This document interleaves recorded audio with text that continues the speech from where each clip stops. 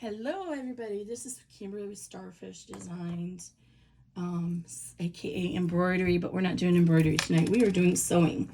And yeah, there's deja vu because I had to do this twice because the first video was a mess. So I had to do duplicate. Anyway, I don't have the medium size here. I have the small and the large, two largest, but I wanted to show you the new bag. And I've been at this video for a while because this isn't the beginning, this is the end. So I'm a little tired. It's like almost 10 o'clock. So this is the Wallaby wristlet. The pattern includes the instructions for the wristlet, and what it is, it's two pockets joined together. And by joining the two pockets together, you get a secret little center pocket. So this is the smallest one. The dimensions might be slightly off. This is my first tester, and it has a zipper pocket on the back. This is the large wristlet, and with the large wristlet, I actually divided up that center pocket so you can fit two credit cards vertical in there, so it's easier to get to them. You can still fit the credit card in this small one like that, but you know, you can only fit one that way. I think it'll fit this way too. So, but that's what it is. So it's not the hardest bag in the world, but it's not the easiest either. So I definitely recommend that you be not a beginner sewer to do this bag. Probably a very confident / advanced sewer, and you can do it fine. The PDF is very picture laden, very detailed. But the reason why I'm showing you both of these is this is the first one, and I adjusted the flap a little bit, made it a little longer, but I want to show you the difference between the interfacing.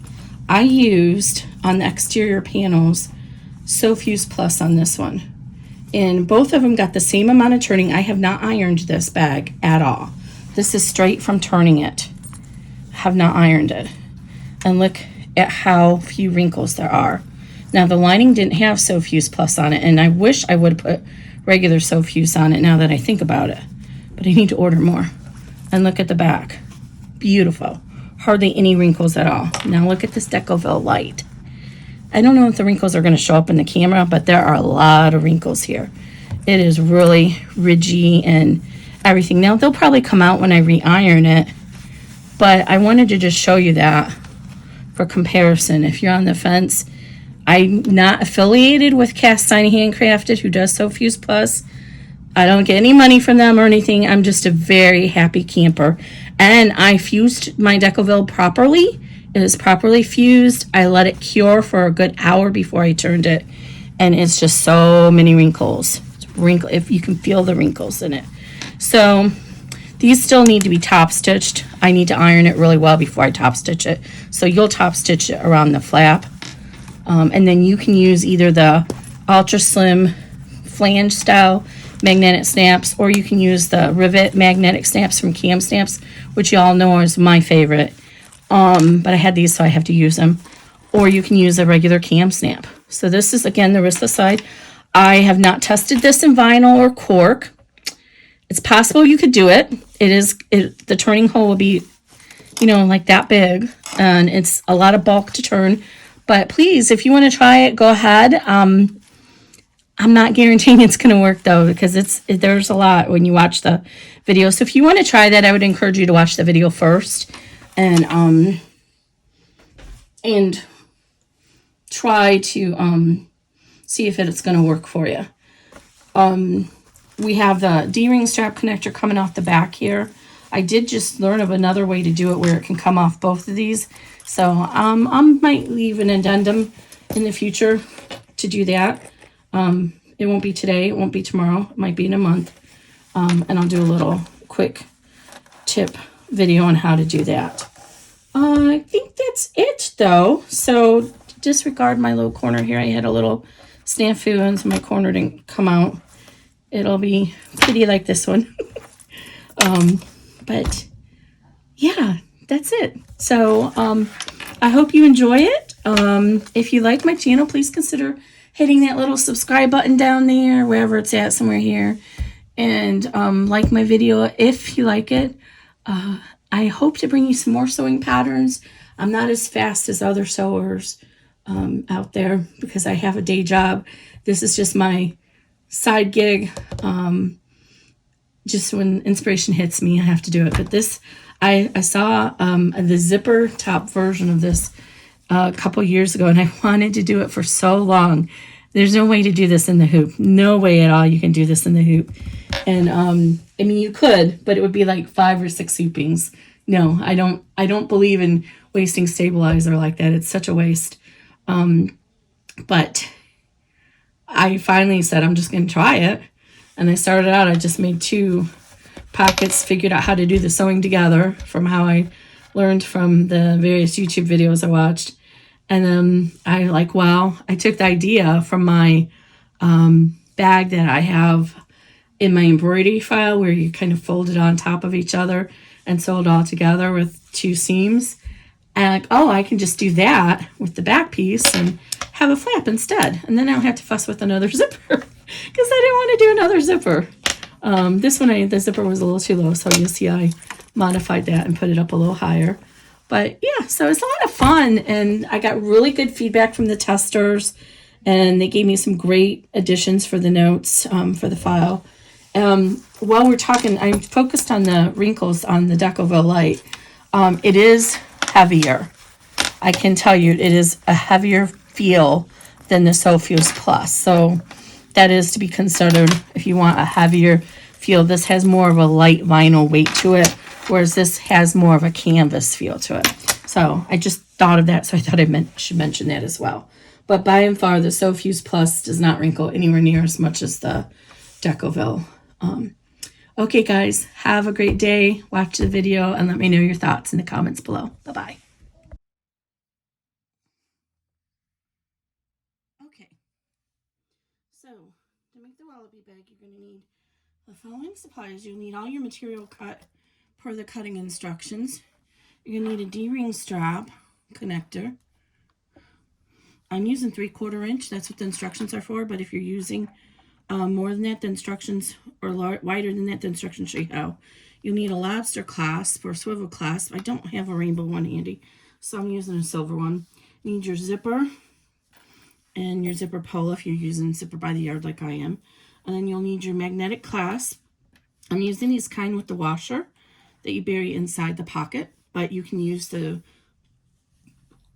rivet style from Cam Snap if you prefer, or you can use a Cam Snap at the end. If you use the rivet style, you can actually install it during the construction of the bag, like I'm going to show you how to do this, and then the cap will be hidden if you don't want to see it on your flap. Otherwise, you can wait to the end and do it at the end.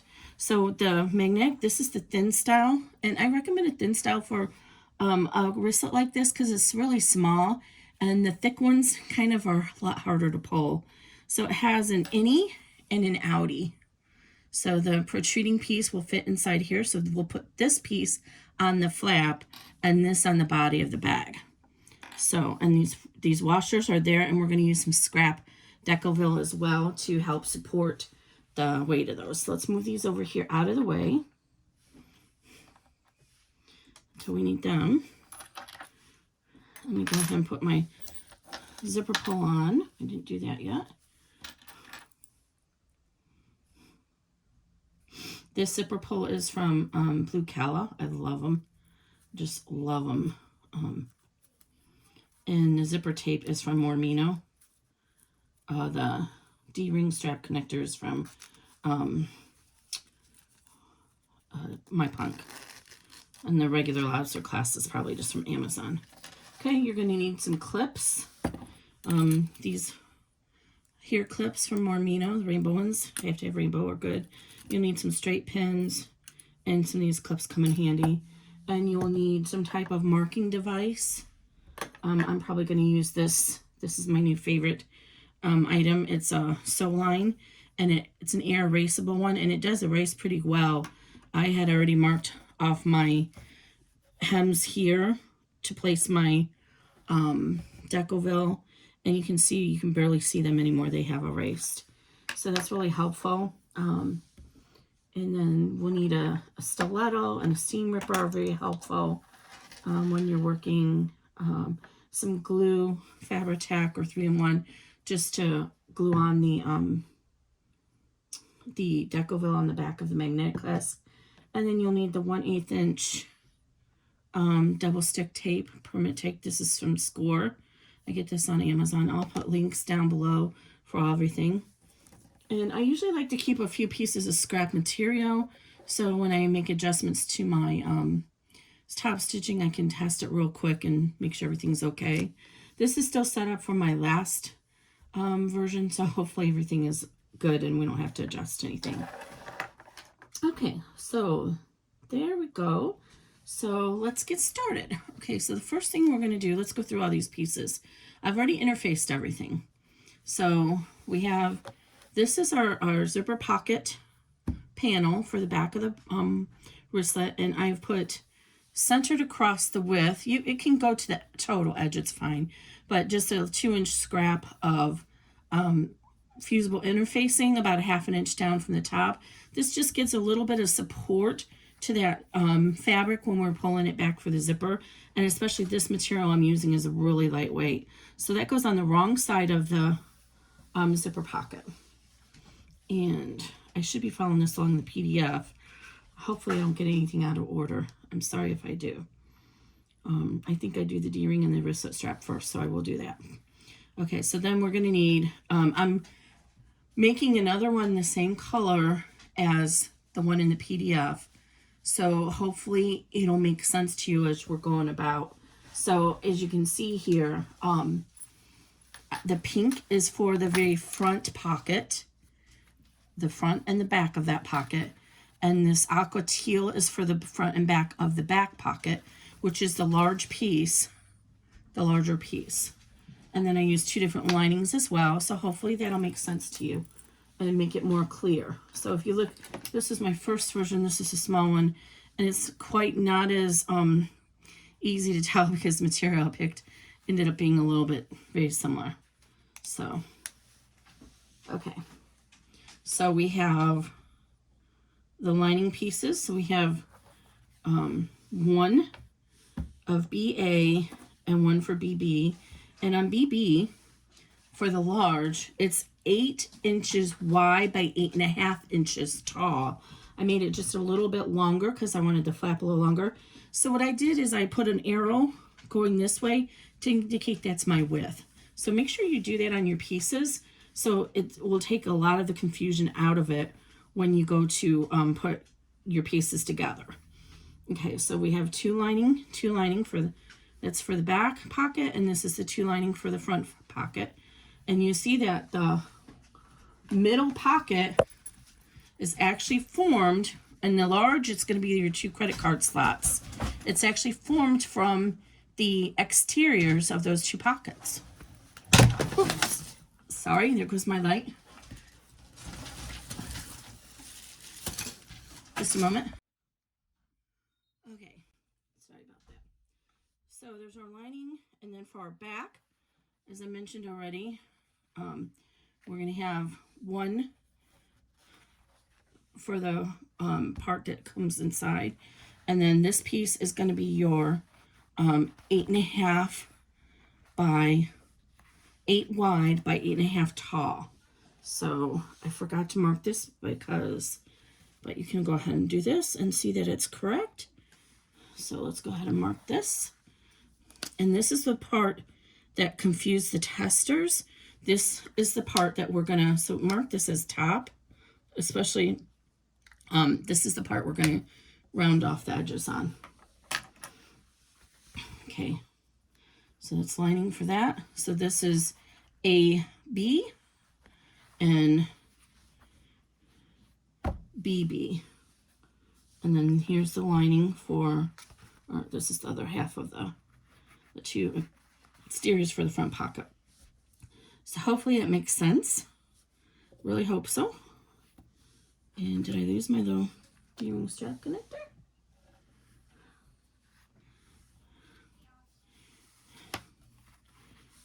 Okay. Sorry about the fumbling there.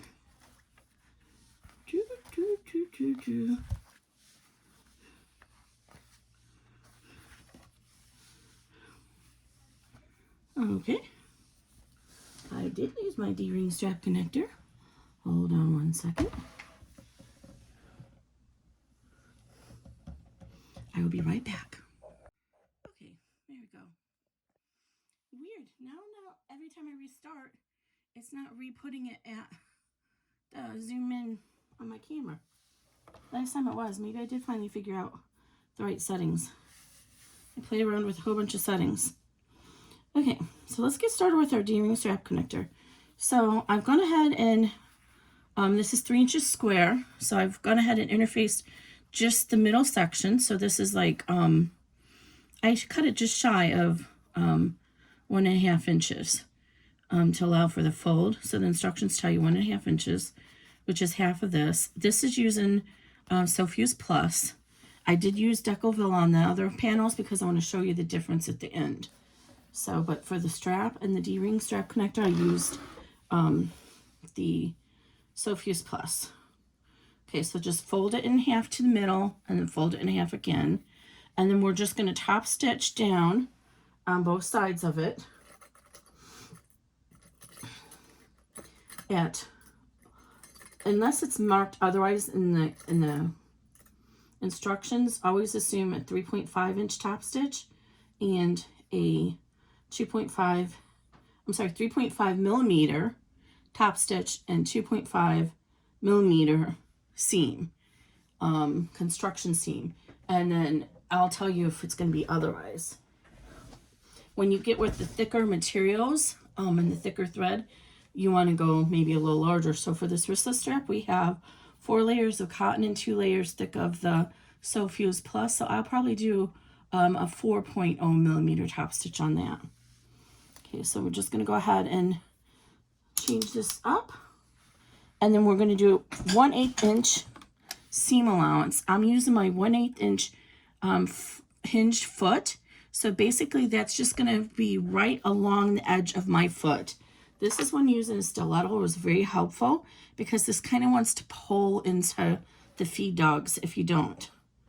And as always, I'm going to end up probably using the foot cutter too many times, so I apologize in advance if I do that. Okay, so and then you can use a stiletto to keep your finger out but have control over that stitch.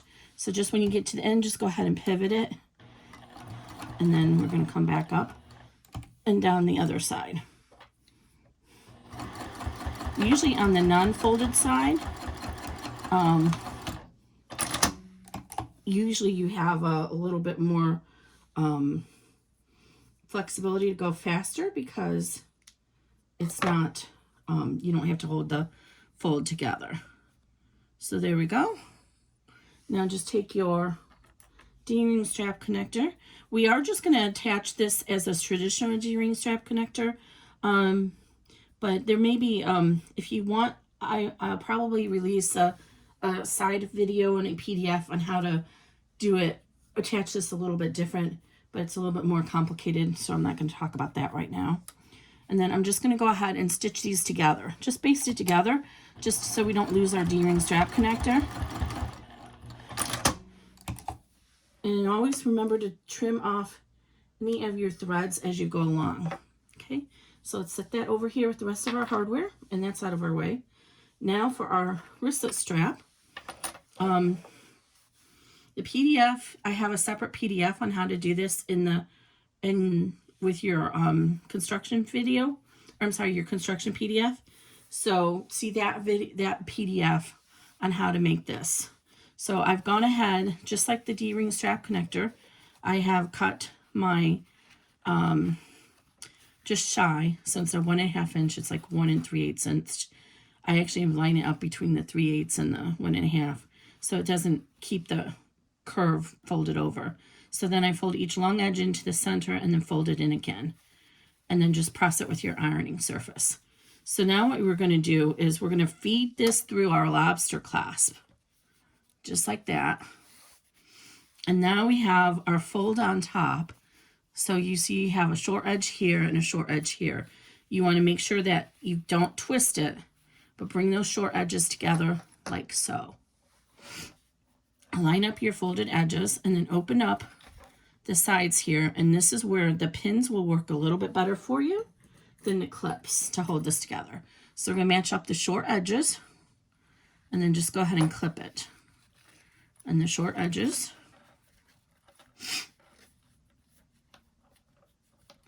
And you see how your folds should actually match up.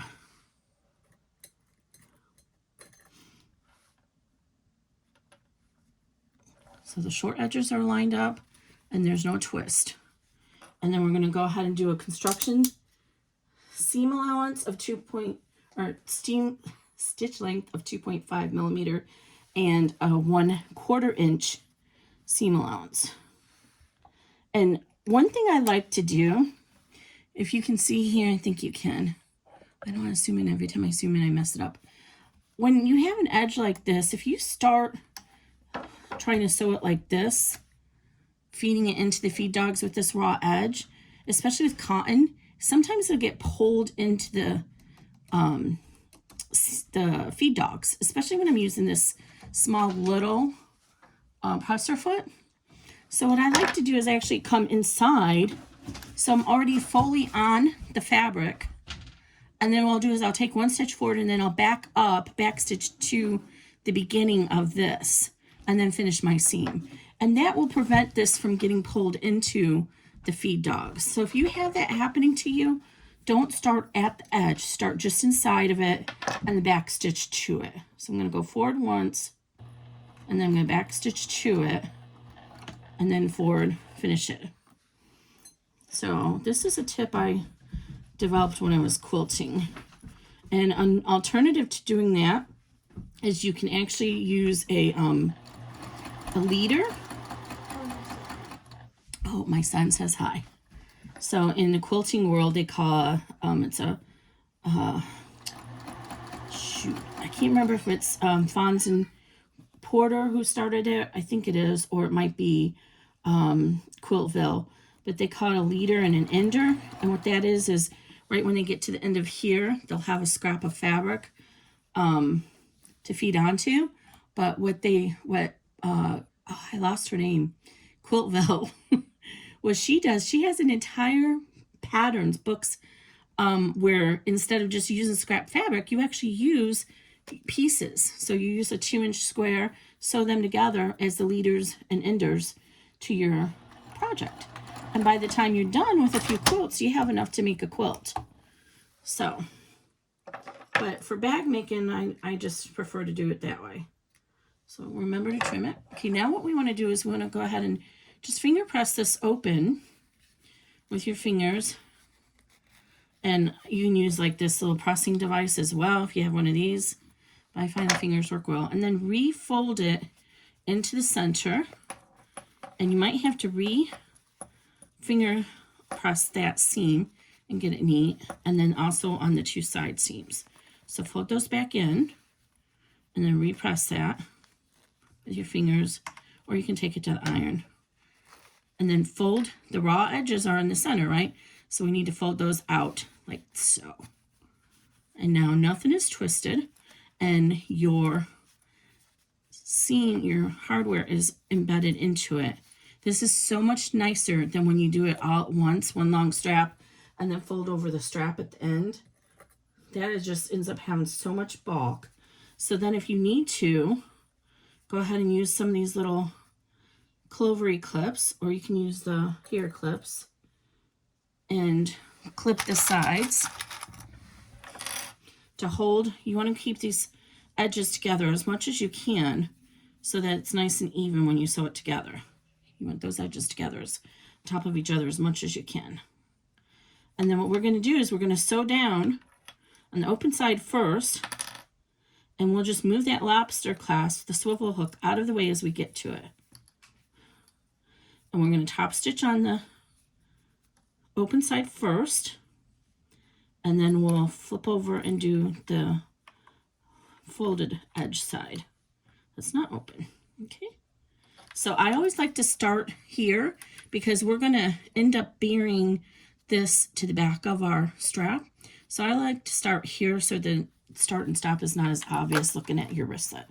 So go ahead and change to, I'm going to do a 4.0 on this one.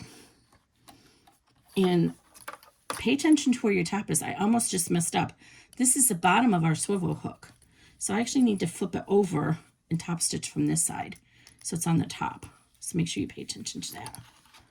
Okay.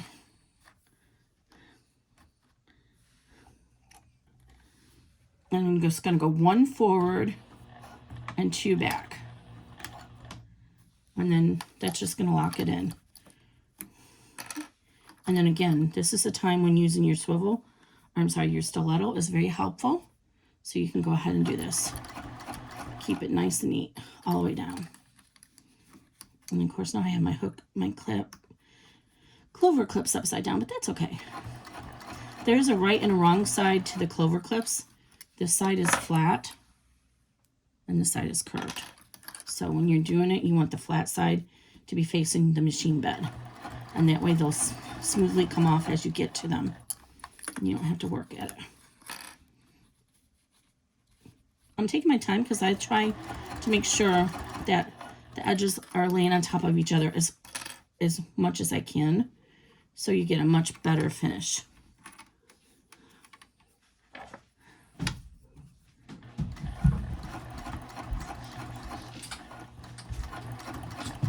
And see how helpful this is? This is from Alex Anderson. My friend sent it to me. One end is a seam ripper and this end is the stiletto.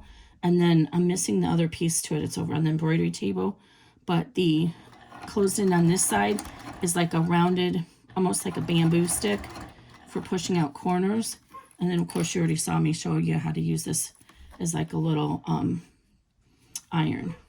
I think somebody else, Annie has a similar one, but hers isn't double-sided. Hers is just a seam ripper, I believe. Okay, so we get to the end. I'm going to go 1 step forward and 2 steps back. Okay. And then go ahead and trim off your threads. I'm using the number 45, I believe it is, from Wizardry, Unicorn Mane, from Wizardry, Geeky Stitchery, whatever they're calling. Geeky Hardware, I think, is the website. So that's what I'm using. Okay. And now we're going to go ahead and flip this over and do this side. So we're going to just do the same thing. I'm going to start there and go forward and back to lock it in, and then we'll switch all the way around. So 1 forward, 2 back, and then just keep it as close to the edge as you can. And you'll see how it's much easier this time because we don't have to hold those pieces together. If I was using a bigger presser foot, I could just whip this right through there. But with the 1/8 inch presser foot, it does start to try and pull in the material because there's not enough foot hitting the presser foot. I'm sorry, there's not enough presser foot hitting the feed dogs. So you do have to be a little bit more careful. But the benefit is I don't even have to change this foot. I've used it for every single vinyl so far and none of them have stuck because it's got such a small surface area. Nothing sticks to it. It's great. This material, or this, I don't think I have it handy over here, but this thread is a bonded nylon or poly, I don't remember which one, but you can actually burn it. So if your edges get a little bit messy looking on the back, you can go ahead and burn it with a lighter. Okay, so I trimmed off those. And so now what we want to do is we want to make sure that you have it the right direction. If you want right now, you can go ahead and add a D-ring, or I'm sorry, a rivet here to close it. but I like to actually stitch it. So I just do 2 lines of stitching, 1, 2, and so I turn it to the back, and there's the, make sure that's lined up on the back. And then I'm just going to go on the front side. I'm just going to do 1 and 2 lines of stitching as close to the D-ring strap connector as I can get. So I'm going to take this down to a 3 though, because I want this to hold it tightly. And I actually start from the top stitching and go over to the top stitching, and then I back up. I just do the back stitch all the way across. And then I just move over just like 1/8 of an inch, and I do the same thing.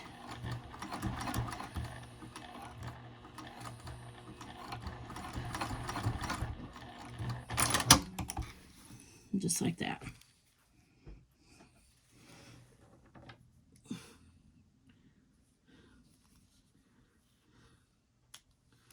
And just like that, our wristlet strap is done.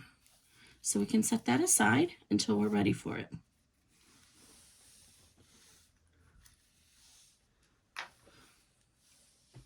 Okay, so now we're ready to do our zipper.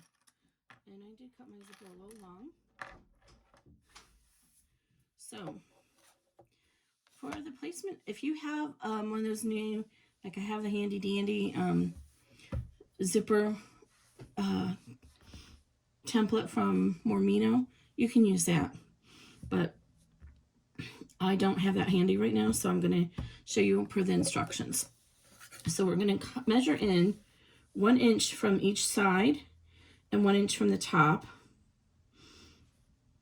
We need to have a 1 inch at the top, but we're going to trim this down a little bit because we need to have enough area to grab onto to do our final seam.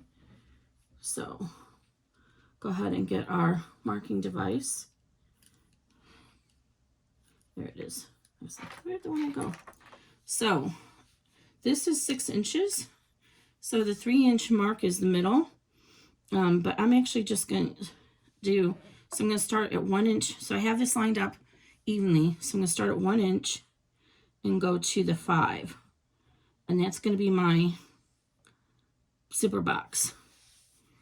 So we're actually going to have a 4-inch opening. Is that right? I think I did that wrong. Oh, it should be 5 inches, ½ an inch from either side. Mental note to check the instructions. Should be a ½ an inch from either side. Sorry about that. So 1 inch from the top, ½ an inch from either side.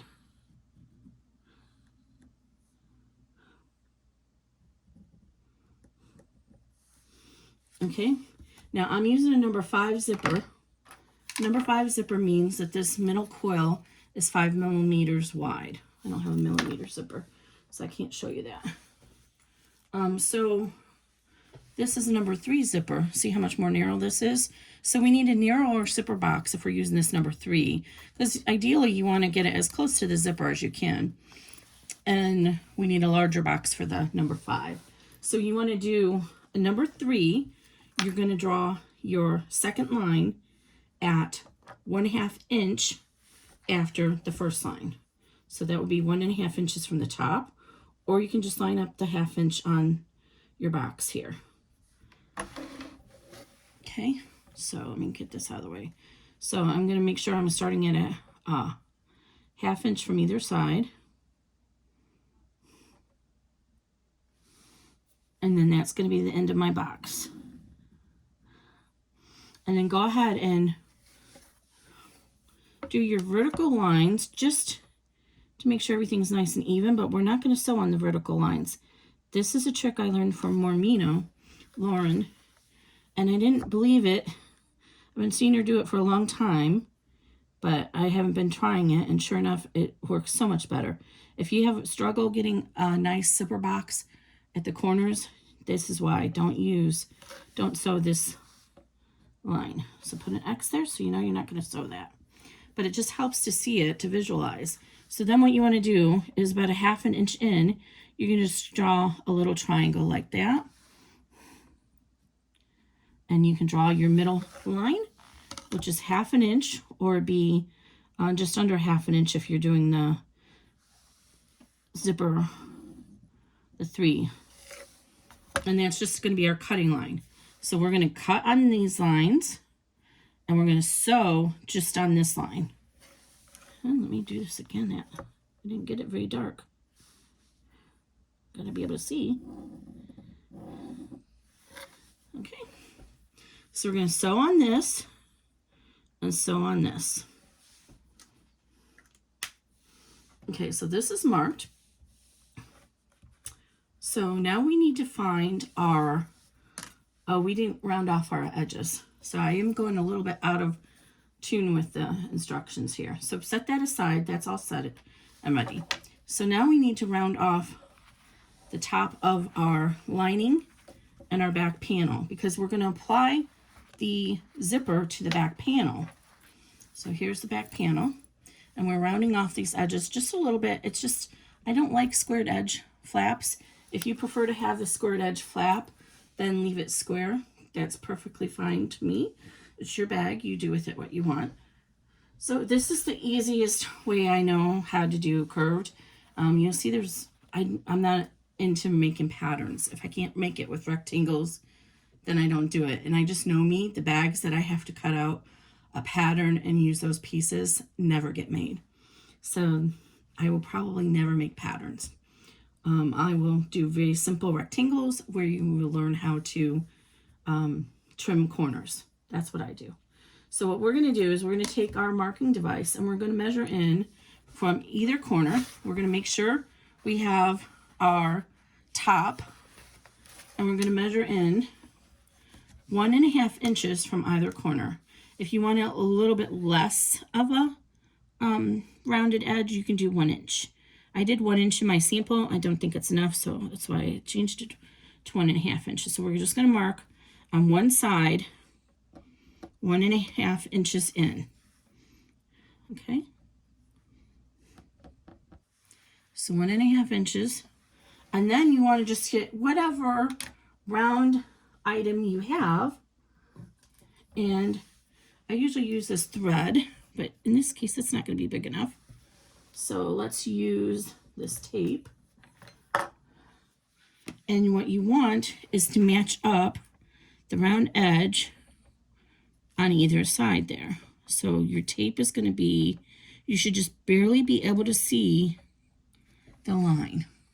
So here's the line over here, and here's the line over here, and then just draw your curve.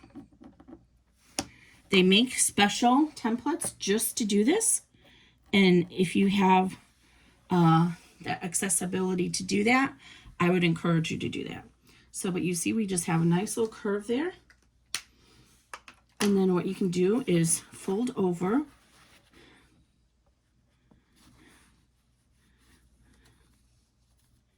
Does this look like this isn't even?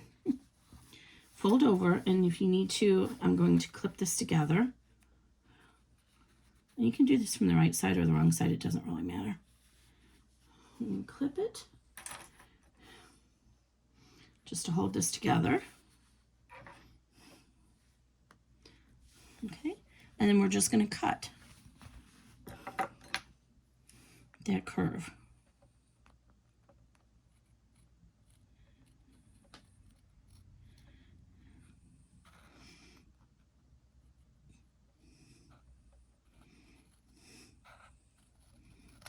Oops, bigger scissors would have been better. Okay, just cut that curve off. Okay, now take your lining and go ahead and open up your panel and use your, again, make sure you're using your width going the right way. Line these squares all the way up at the bottom so you're marking everything exactly correct. So the corners should match down there. Okay. And then just go ahead and draw this line.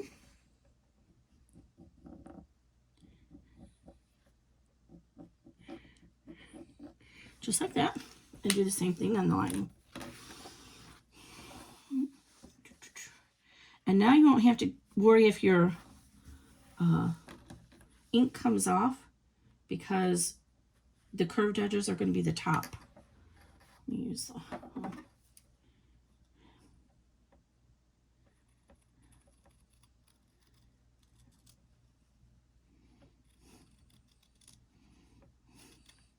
okay. So that's all done. All right, so we can set the lining aside for right now. And let's bring out our panel here. Now what we want to do is we're going to measure down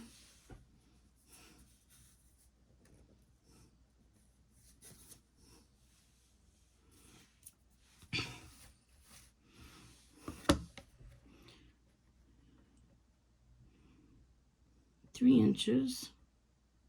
Just one moment. Okay, sorry about that. I had to double check my instructions. 3 inches down. You don't need to mark this. And make sure your ruler is centered over this if you need to. It's going to be 4 inches for the center mark. And alternatively, what you can do, and this is actually better, is fold this in half and crease it on both ends. So you see where the crease mark is? And then fold this piece in half and crease it as well. Fold it in half this way, the crease will go down towards the bottom.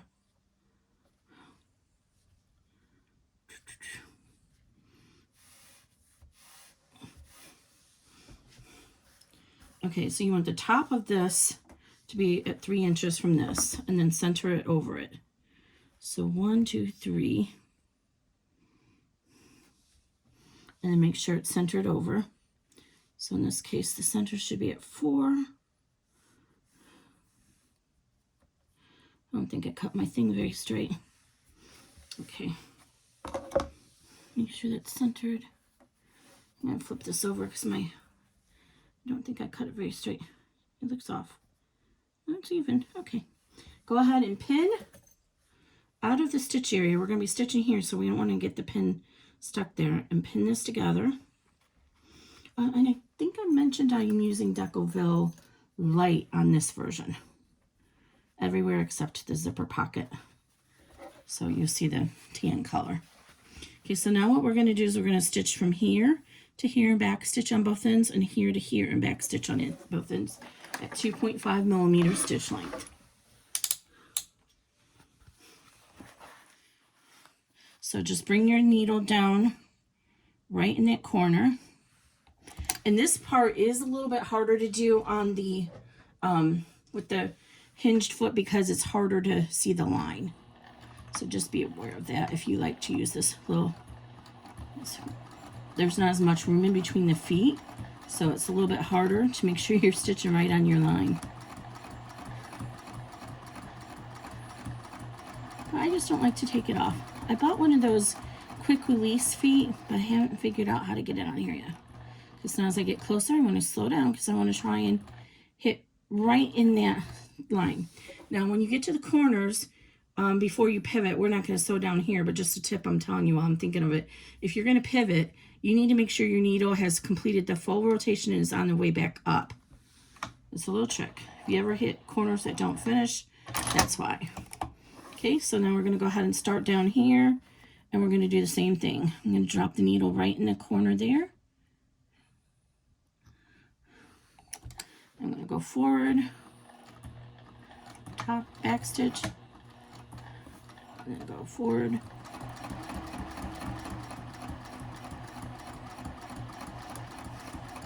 And I hardly ever take this thread off because it's that awesome.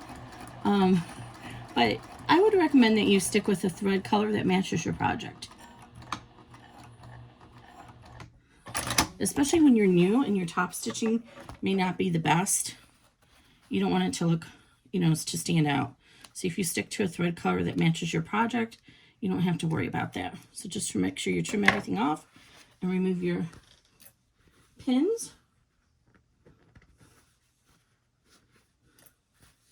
Okay, so there we go. Now what you're going to do is you're going to just fold this in half, and then we just cut in the center there to get started. And we're going to cut to the corners.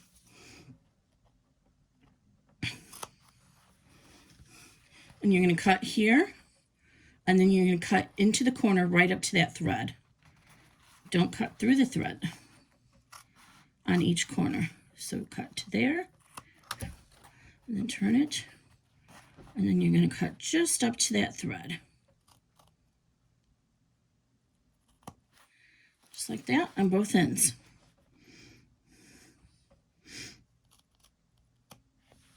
Just like that.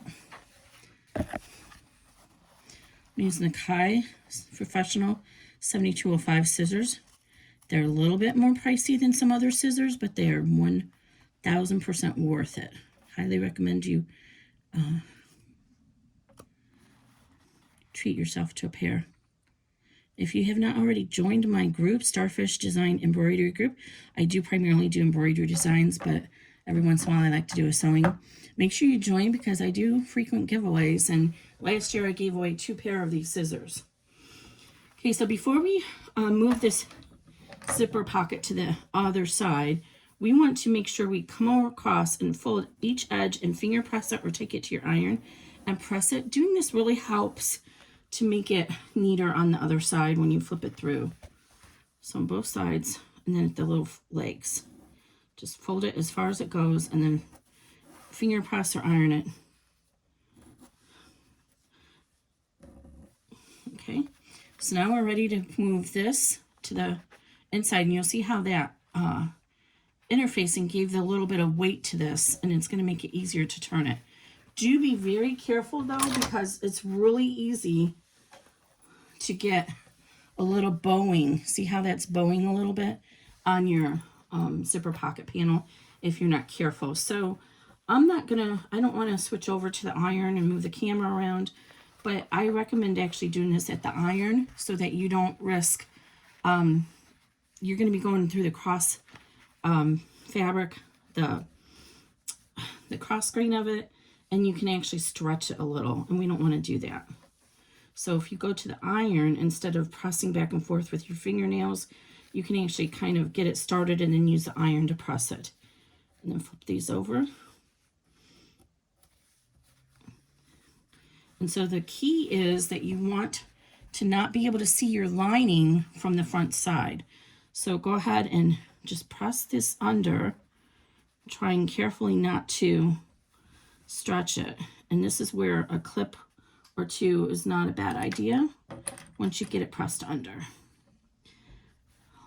Now, alternatively, where we put that fusible stabilizer, you could actually cut that same size of a facing that's the same material as your front and put that in there, and then you will have the same material or the same look.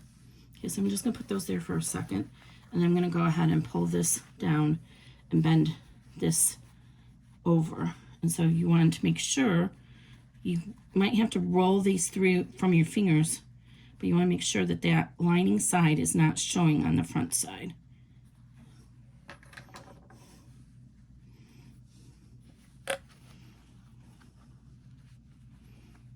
But do it very carefully so you don't stretch out your zipper pocket box. Okay.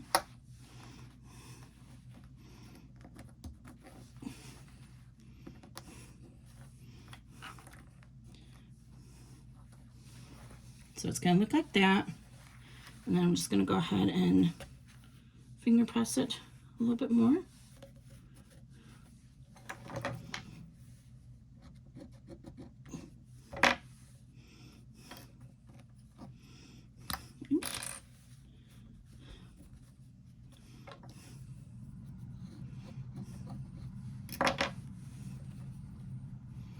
This one's getting a little bit in.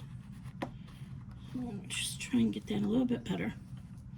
It's not the end of the world if you see it, but see how just holding those clips in place for just a few seconds helped. All right. And you can adjust a little bit more when you're actually putting your zipper on. Okay, so let's set this aside for 1 second while we put some tape on our zipper. So I like my zipper pull to come from the left, so I'm going to have that down here. And I cut the zipper a little bit longer so we can keep that pull out of our way while we get this attached. Just makes it a lot easier. And then we'll trim the zipper tape inside. And this zipper tape is a little bit wavy, so I probably could have steamed it with the iron. Now, if you have your own favorite way of doing these zipper pockets, then use your own favorite way to do it. There's actually, that I know of, at least 3 different ways to do this. There's another method where you actually just sew the pocket lining to each end of the zipper, and then you place the zipper over it the same way, and then your lining's already there. Okay. So let's score this, get this down. So it's usually easier if you only release the bottom first. If you're new, I would recommend that, but if you're experienced, then you can go ahead and release the top and bottom at the same time. So you want to go ahead and put your tape down here, and then grab your zipper pocket panel, and I have some threads stuck in here. Okay, I'm going to make sure this gets pushed down a little bit. Another trick you can do is, if you're having trouble keeping this down, is use a piece of double stick tape on the back of it, and that'll keep it down as well. Okay, so I'm going to just go ahead and line this up and try and get it as evenly placed away from that zipper as I can, and then eyeball the top and make sure that it looks right to you. And mine's a little bit off because I just loosened it, but it's pretty much there. Okay, and it helps to look at it from the side and see how my lining came up. Don't come up on me, lining. But take the time to make sure this is nice and evenly distributed across your zipper.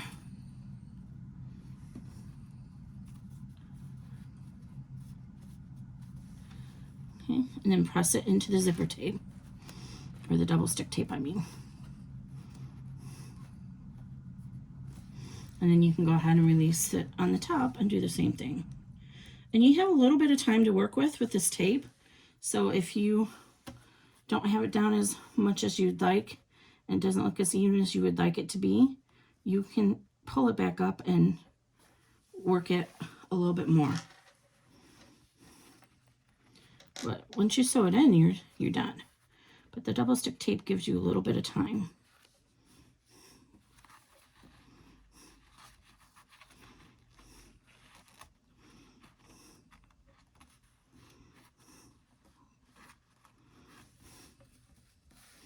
Okay. Mine's a little bit curvy here.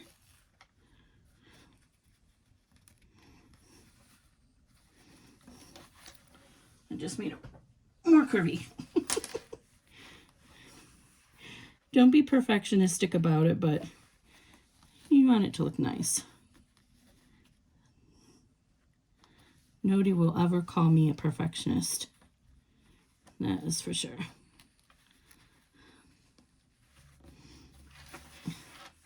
The rule is, if you can't see it from 2 feet away, then it's not. And it's still, I don't know what I did. It's still curving up. Stop curving up.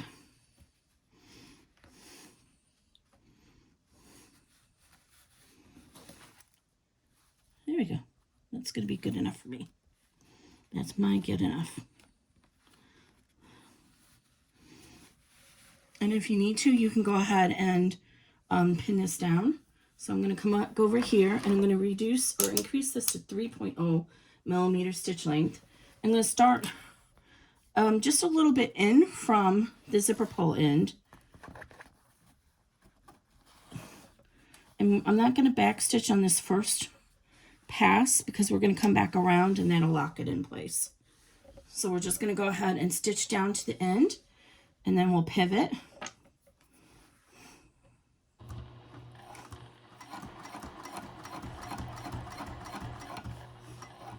And I'm staying as close to the edge as I can. If you don't have this 1/8 inch hinge foot, then use a zipper foot.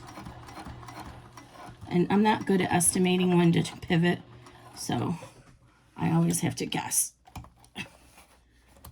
That's good. Make sure this is not getting hung up underneath the bottom part of your zipper. And here's where you want to make sure you're coming back up before you pivot. So see how it's coming back up, and then pivot.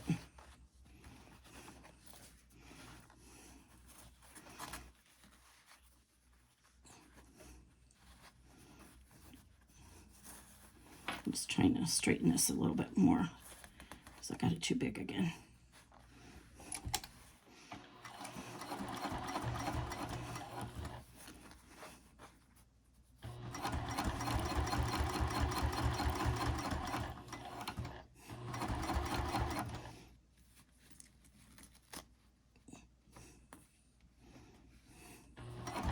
Okay, now when you get close to the end, put your needle down, leave your needle down, lift up.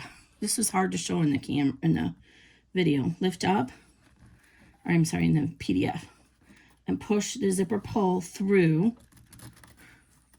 so you can get a hold of it. Get the pull all the way out of the way. All right, and then just pull it down out of the way a little bit. Not too far. You want to try and make sure your zipper tape stays together, though, and is still even. And then go ahead and finish the seam.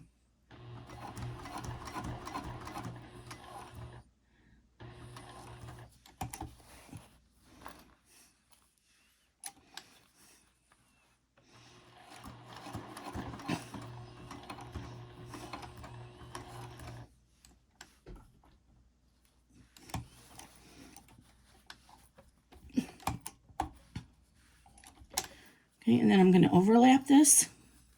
Oops, I just pulled that out.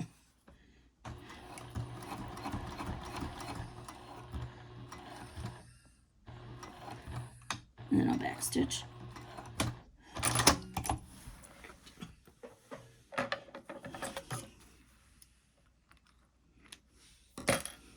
Not too bad.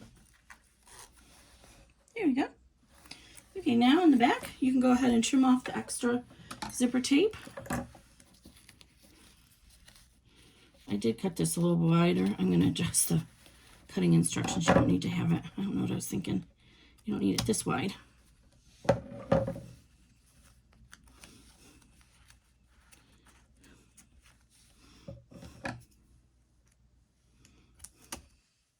This zipper tape is actually nylon, so it doesn't really damage your zipper too much, or your scissors.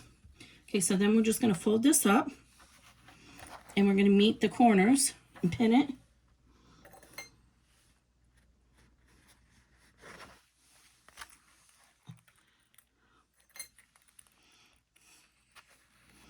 Okay, and go back down to 2.5 stitch length. And then what you want to do is we're going to seam the sides, the top, and the other side.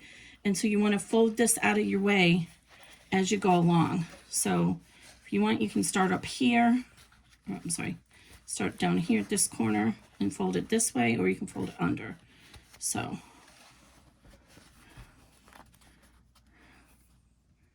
this, yeah, you can see it. And then you can do a 1/4 inch seam allowance.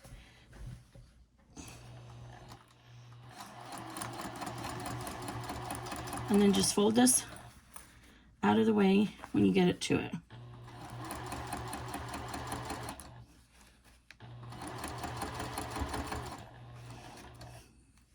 Remember to pull your pins out of the way. All right.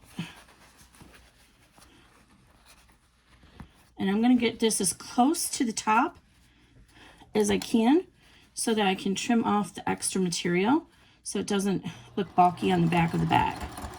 So you can see I have the presser foot going right up against that previous line of stitching.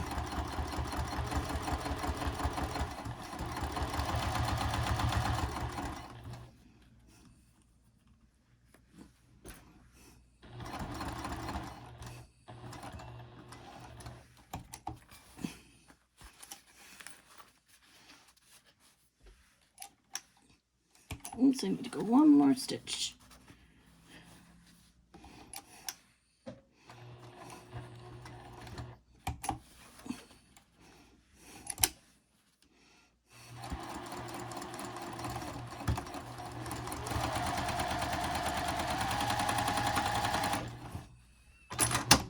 Okay, so now our zipper pocket is all done.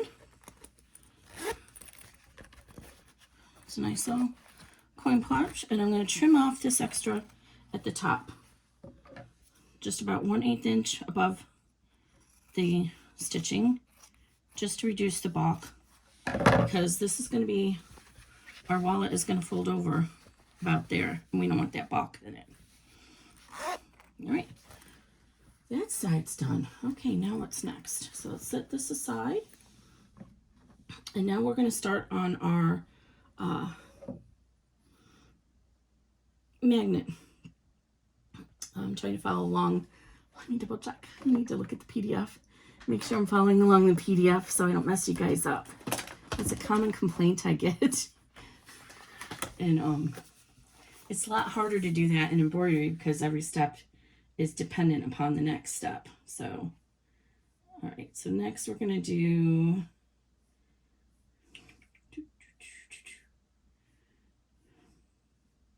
Lots of pictures, lots of pictures.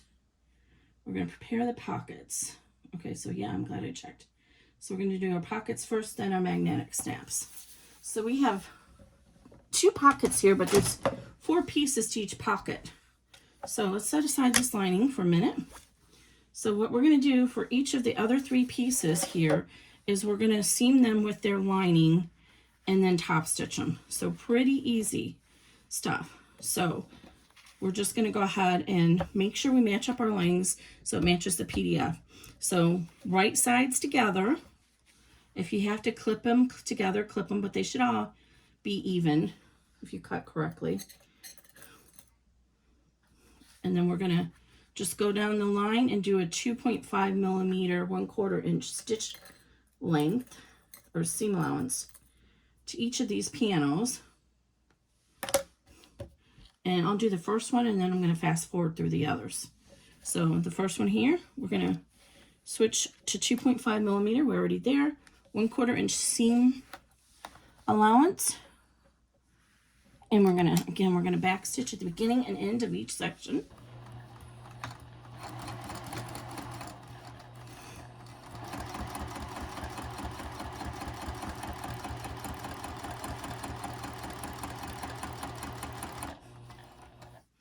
And for some reason mine is a little bit off, if that's okay.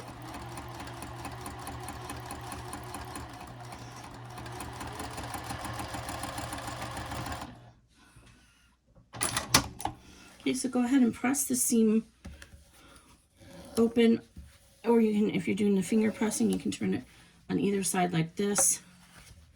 We just want to get that seam to be nice and pressed so that it's easier to fold it on top of itself. So, move that out of the way a minute. I actually got my Decoville a little bit in the seam, so that wasn't good. All right, so then what you're going to do is you want to press this to the back. So you just need to roll this so that you don't see the lining from the front. So I like to go ahead and do this side and match up here and put a clip there to hold it in place.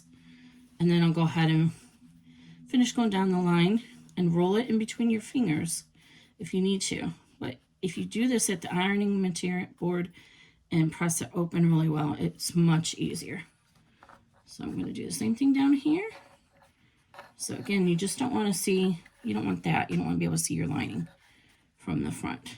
And because I have the Decoville on here, the exterior is wanting to be the boss. So it's trying to take over and pull the lining to the front. You should not have this issue if you made sure to keep your Decoville out of your seam. I goofed up a little. And then the same thing, just like I like to hold it together down there, I like to pull this corner, meet it up, and that way I know it's not pulling out from underneath.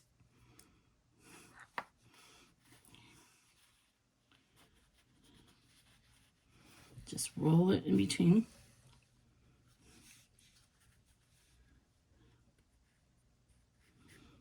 Sorry, I'm off camera for 1 second here. It's just easier. I have my aging eyes. It's easier if I pull it to me better. Okay. Now we're going to change this to 4.0. And we're going to do a 1/8 inch seam allowance right along the top. And you can actually start in a little bit off the edge there if you need to, just because we're going to piece these together. So come in, 1 step forward, back stitch, and go really slow. So if you need to adjust and pull the lining as you're going along from underneath, you can. So you don't see any of that lining on the top.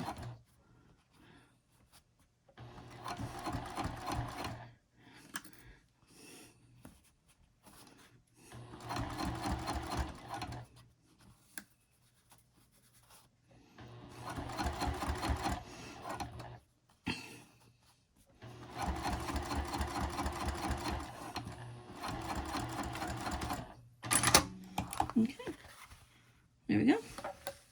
So I'm going to go ahead and change this to fast forward and go through these other ones. So we have 2 more pairs to do, and then we'll be back.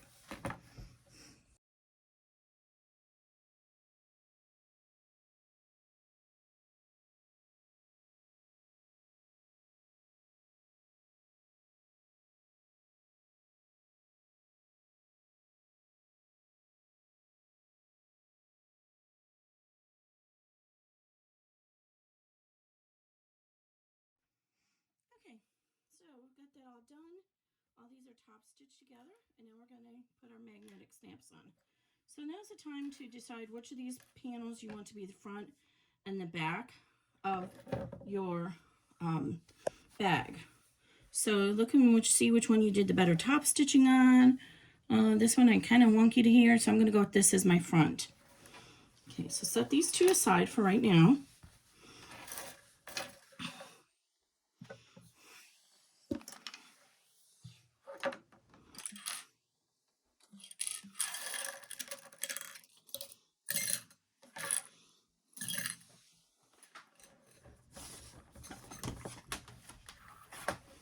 Okay, got to double check my instructions again. Okay, so we're going to do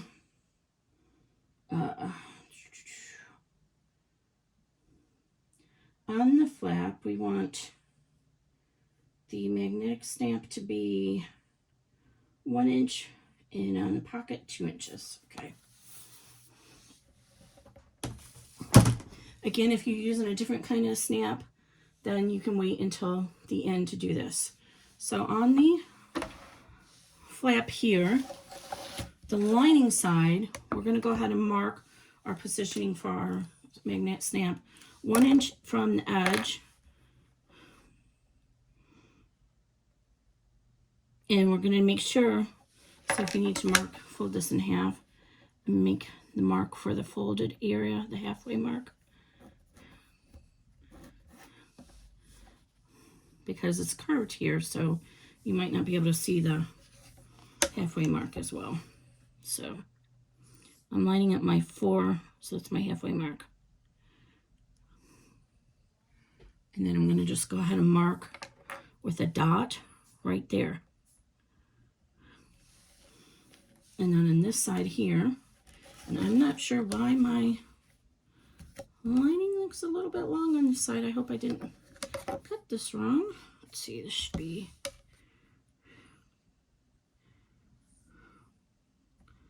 I think my pink was a little short. That's okay. We should be able. Okay, in the long run. Okay, so I marked that. And then here we're going to do 2 inches. And since this is 8 inches, I know I can line this up and do the 4. Mark it at the 4 and 2 inches. 2 inches this way and 4 here. And then you want to take your little washers and you want to line up the circle right over your circle. Make sure it's even. And then just draw these lines. And these are what we're going to cut. And the same thing on the lining. We're going to line up the circle in the middle there. draw these lines, and cut. So it's easiest, let me see if the seam ripper will work better. That one did not work good. The easiest way to cut these lines so that you don't go too far is to push down at one corner, one in the hole, and then bring your seam ripper up to the other corner, like that, and then cut across. But some seam rippers aren't sharp enough to do that. Oh, this one is. There we go. And then you won't risk cutting too much. I know some people actually put the washer over it and do that and use the washer to cut it. That scares me a little bit. Now on this pocket here, we don't want to go through the lining. We're only going through the exterior.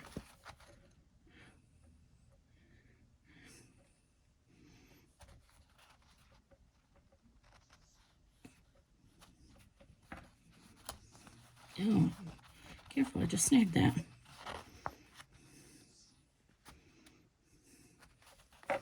I know a lot of people like to use the cotton lycra from the custom fabrics for doing bags, and they usually just put like SF101 on it.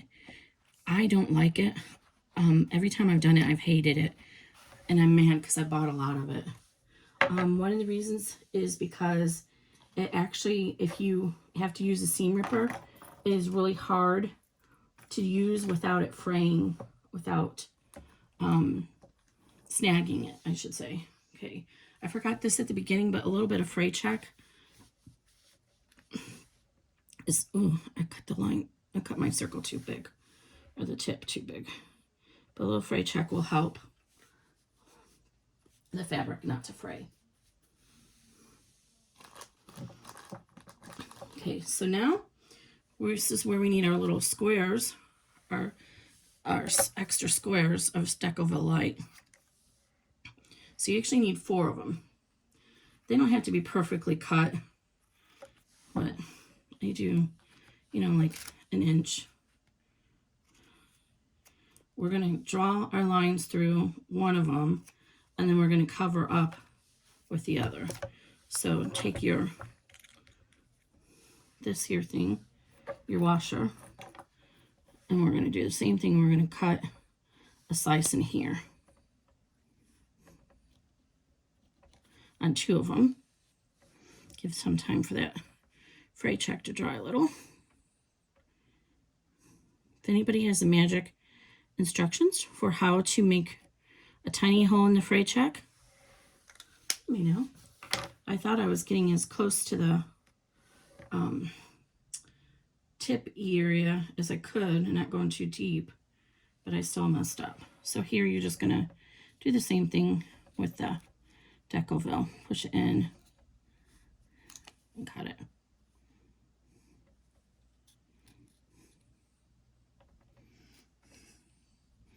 I'm a little bit discombobulated. My son is in the other room because he's on YouTube, so I can't hear him because YouTube won't let me upload this video if there's another YouTube playing behind it. But I don't like him doing stuff like that without monitoring him. Okay, so there we go. So now we're going to go ahead and remember, this is your flap, so we want the outie on the flap. So grab your outie, which is the one that has the protruding end, and it's going to come through. Your prongs are going to go to the back, and then go ahead and put this Decoville. It doesn't need to be ironed down. And then go ahead and press the prongs down.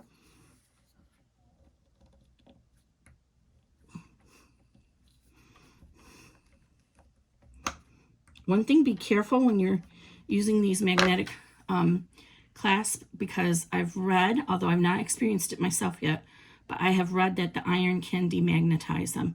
So when you have to iron, be very careful. Okay, so I got it as flat as I can get it. Somebody invented a special screwdriver just to do these. The sewing world would go crazy. I'm sure there probably is. I'm sure professional sewers, like at the big name shops, have something to do that with. Okay, so now I'm just going to put some glue on the back of this just to hold it in place so that those prongs don't wear on our fabric.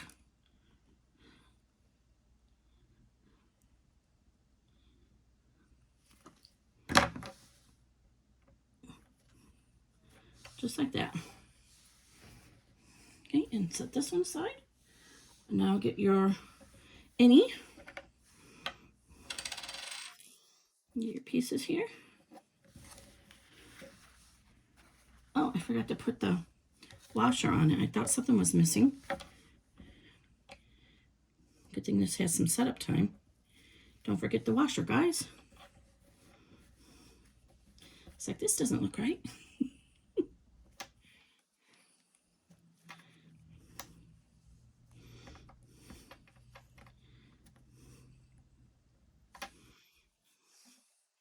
I don't think it matters which side you put the washer on, so we're just going to live with it like this.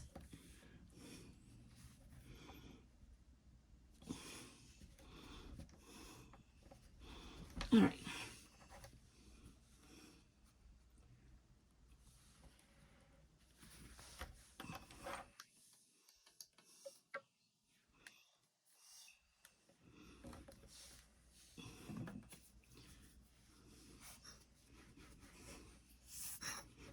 See, you guys are sitting there watching right now, and you're like, don't forget that washer, Kimberly.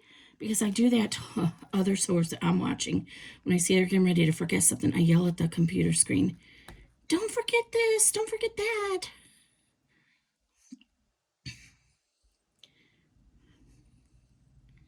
Wow, this is like, I love this glue, but it gets really gummied up. And at the top, it's hard to get it out, and then it explodes out of it even. You have to be really careful with it. I learned from Nicole from Sonar, S-E-G or S-E-W-G-N-A-R, that if you pop this like this, it helps get some of the gas bubbles out, and it'll help it not to overflow. Because what will happen is while it sits here, that stuff will come out the top. Okay, now we can set that aside again. And now onto this one. So put your little prongs through your hose. Put this through here. And your washer. Bend it down.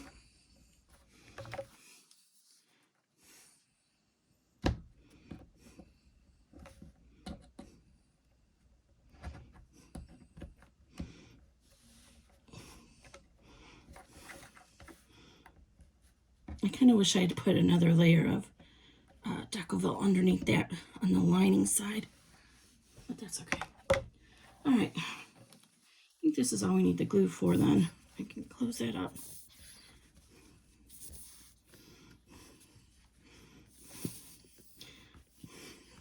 And honestly, I'm only using these because I bought them. I hate these things for this reason. I like the magnetic ones, the rivets, much better. Much better. And you can bury the rivet head in just like this. They're just easier to put on. Okay. So that's all done. Okay, set that aside. Right now we're getting to the fun part.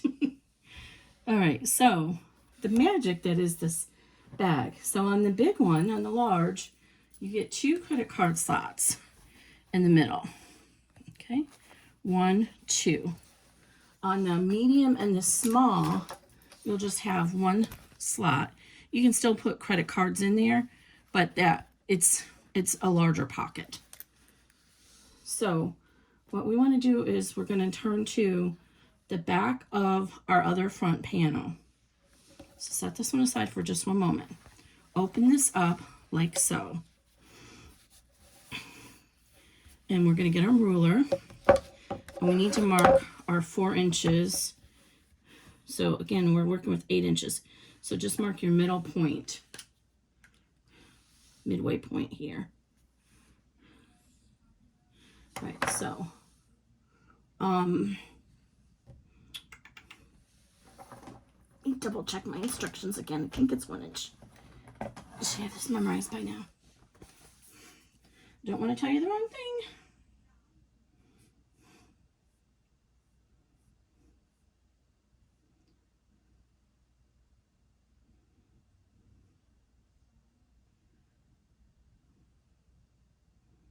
Yes, I'm glad I double checked. 1.5 inches. Okay. So for the large only, we're going to come in 1.5 inches. So go ahead and mark 1.5 inches from either end. Okay, 1.5 inches. So the easiest way to do that is just put your ruler here on the 1.5 inch, and we're going to go 1 inch from the bottom. So this is actually a halfway mark. So right here is going to be 1 inch. So 1 inch from the bottom. Okay, on this side, line up 1.5 inches.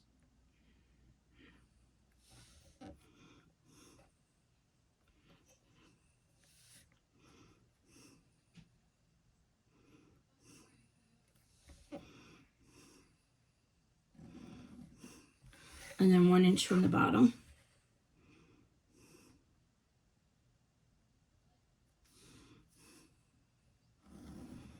And then again, since this is 8, you want the 4 inch mark. So then come in here, 4 inches. I marked that wrong on the bottom there. And draw a line 4 inches from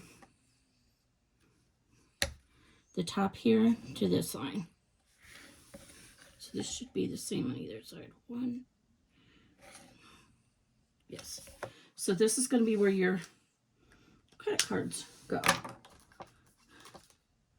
So here and here. Okay. So I'm going to just mark this in here so you can see 1.5 inches. And then 1 inch. And this is middle. Okay, so this is on the large. On the medium and the small, you're just going to do 1 inch on all 3 sides, and you're not going to have a middle line. Now, you want to get the exterior for your other pocket, your back pocket, and you're going to lay this together and match these up. So match up each corner. Make sure you put your clips in so the flat side is on the top, or I'm sorry, on the bottom, so that they're easy to move out of the way when you get to them.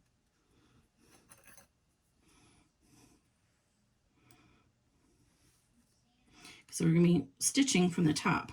Make sure, first, before you match up the ends, I just messed up, make sure you match up these corners here first, because these are going to be seamed together and you won't be able to redo this later. So you need to make sure those are matched up exactly on both sides and put a clip on those. And then match up your bottoms. Okay. So again, over here, match up your top stitching edges on both sides. It seems like it's a little bit off kilter. My size must have gotten a little bit out of whack there. That's okay. All right, move your lining out of the way and put a clip there. Again, we want to make sure those 2 edges are right on top of each other. All right, now you can come back over here and reposition everything else. It should all evenly line up. I think my pink was a little bit long, but that's okay. And make sure your linings are out of the way. So if you need to pin them together and clip them so you don't worry about stitching through them. Then do that. So we don't want to stitch through our lining. Okay. So now what we're going to do is we're going to stitch, start here, we're going to stitch, come over here, we're going to come up here, pivot, come back down, come over here, up here, pivot, and come back around a second time. You'll see in the instructions, I only went around one time, and I just decided that wasn't strong enough because there's going to be constant pressure coming in and out, getting those credit cards in there. So I wanted it better. And I'm doing 2.5 millimeter stitch. And you want to start in, I didn't mark this, but you want to start in just about 1/4 inch, I mean 1/8 of an inch below this raw edge. Start and stop there. Okay. Because we don't want to stitch our seams down. Okay, so remember to take a stitch forward and then back stitch.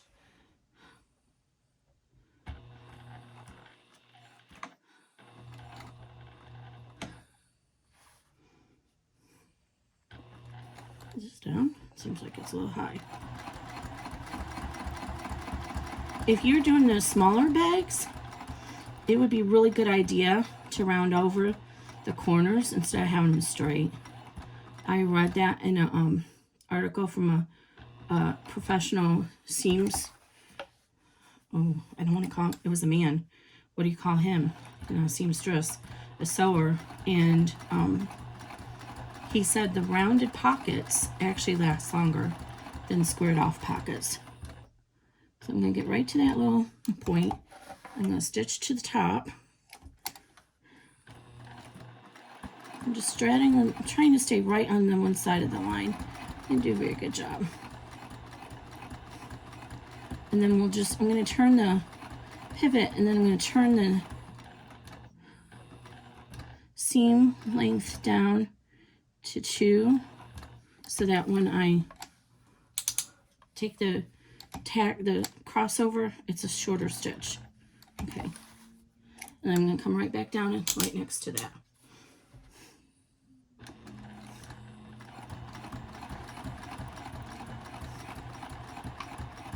This is just going to give us a stronger pocket.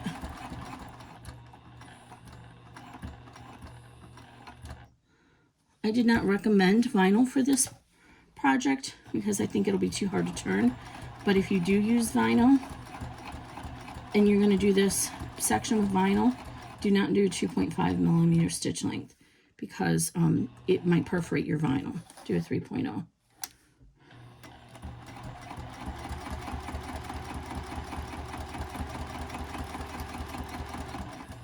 I came to the outside of that, so I'm going to pivot back to the inside.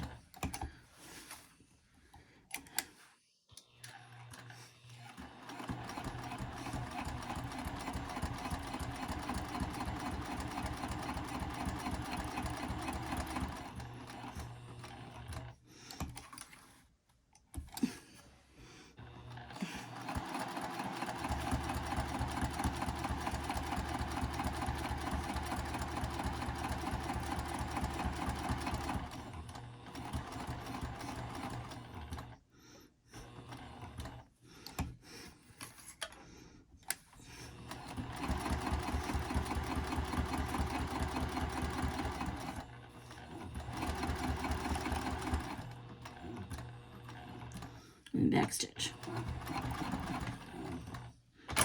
All right, there we go. So that's what that looks like. Trim all your tail thread tails. And then you can go ahead and test this with your little card. I keep these gift cards that are no longer good for this purpose. So you can see how that has now formed our little pocket on the inside. You should be able to put your card in there. And this will fold back just a little bit so you can reach in and get it. Like that. And it's kind of a hiding spot too. All right. Why is this threading? Wow. I am not impressed with this fabric. It frayed so badly. All right, so that was the hardest part, actually. So I'm going to place this down because I want to make sure that I have my my front up, okay? So this is my back pocket. This is my front. Oh, and I'm backwards. See, this is my back pocket. I need my front, match up my linings. My front here, okay? So, no, I was right in the first place. We want this face down. So open up your lining. We're going to stitch this pocket first. Open up your lining. Flip it over. Okay. We want our back pocket. We're going to fold that out of the way. And we're going to pin it. If you have confidence in your skills, you don't have to pin it. You can just fold it out of the way as you get to it. But this is the way that I figured out to do it. It makes the most sense. So pin it out of the way. So again, we're going to sew our front pocket first. So we need to move the back pocket out of the way so we can finish sewing our front pocket. So go ahead and fold it up out of the way. And you'll want to be careful because you're going to have a lot of bulk here from this pocket. And so it's going to want to kind of push away from your seam. Okay, now take this and line it together. And the first thing we want to do is match up our corners here. Make sure those meet perfectly. Match them up and put a clip there. And remember, this time we're sewing our lining, so we need to make sure that the lining, everything is matched up right there.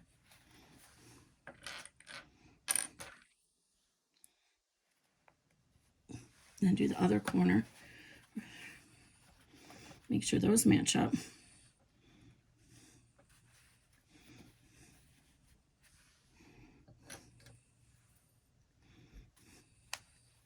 Okay, and now match up all your corners. And so you want to make sure this is folded in out of your way as you match up all your corners.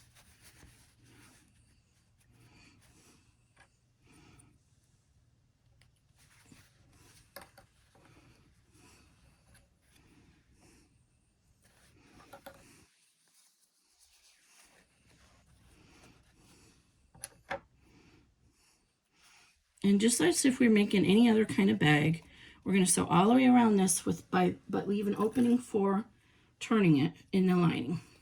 So at this point, we have that pocket hidden, and we're just doing a zipper pouch right now, right?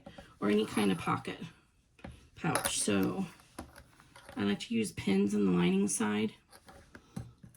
I find the clips get to be a little bit cumbersome on the lining side. So just go ahead and pin all the way around.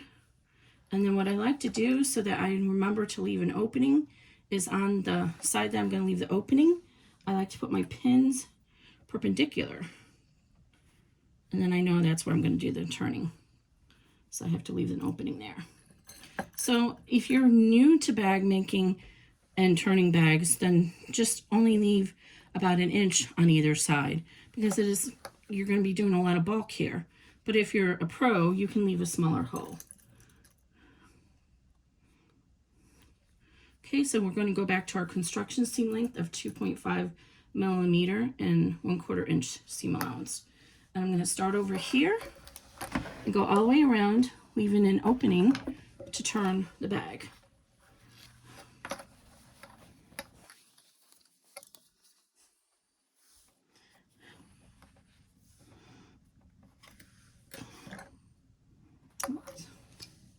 This is where the stiletto comes in handy. I just let go of my clip and I need that in there.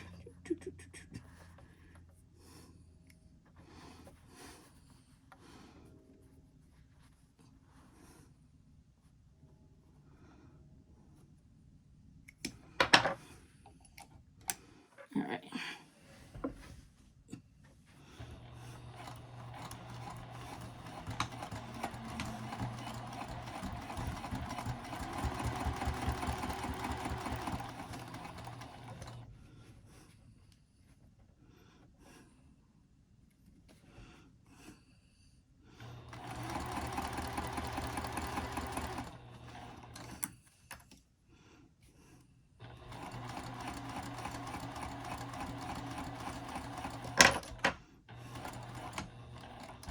I like to either go all the way off or backstitch through that corner just to keep it more secure.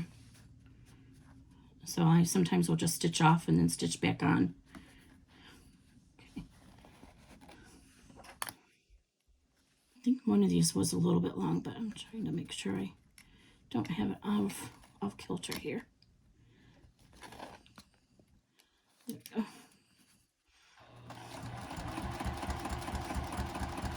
And you see this bulk is under here, so it wants to kind of pull this up. So that's why using a stiletto is so helpful to keep this piece down. If you go off kilter, it's not a big deal. Just stop and restart.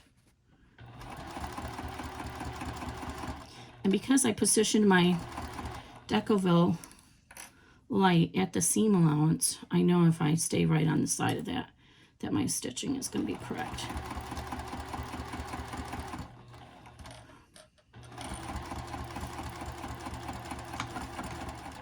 Oops.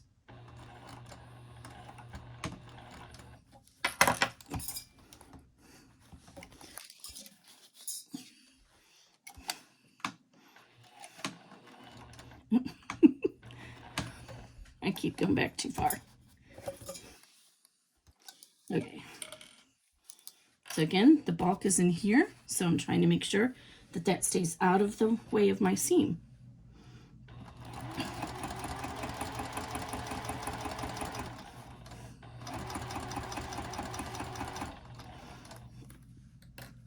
As I get here, I'm keeping my stiletto on top of here, and I did just get totally off. See? Because there's bulk in here, it's trying to push this way. So I'm going to re-steam that. It's not the end of the world. Just start again. Stay on the seam. There we go. And I knew that because I could see I was drifting away from my Decoville light. Okay, I'm going to pull this pin out and kind of shimmy the lining so it doesn't pucker.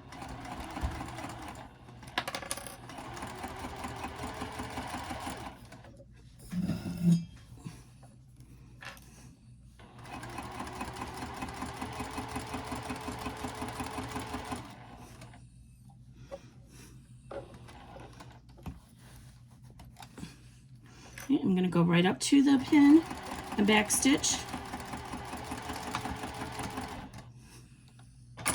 All right, and then I'm going to start again at this pin over here.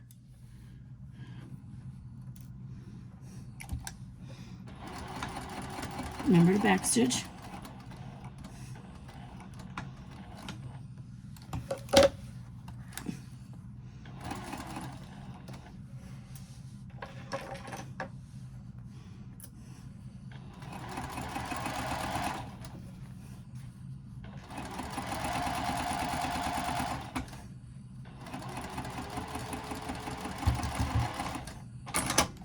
Okay, there we go. So this side is all done. So just like we do with most of our bags, you can go ahead and trim the corners off.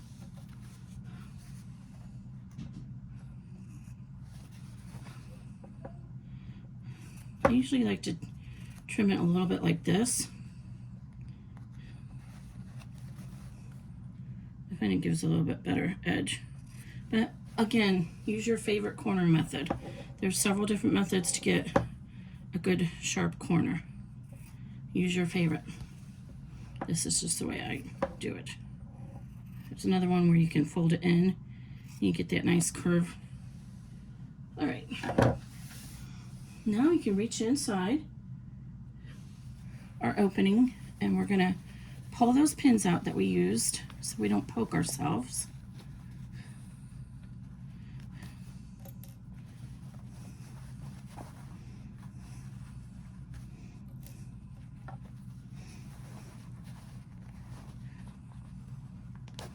All right, and now we're going to pull this corner. I usually start with one corner, and remember you have that bulk of that other pocket in there, half of the pocket, and then just fold it over.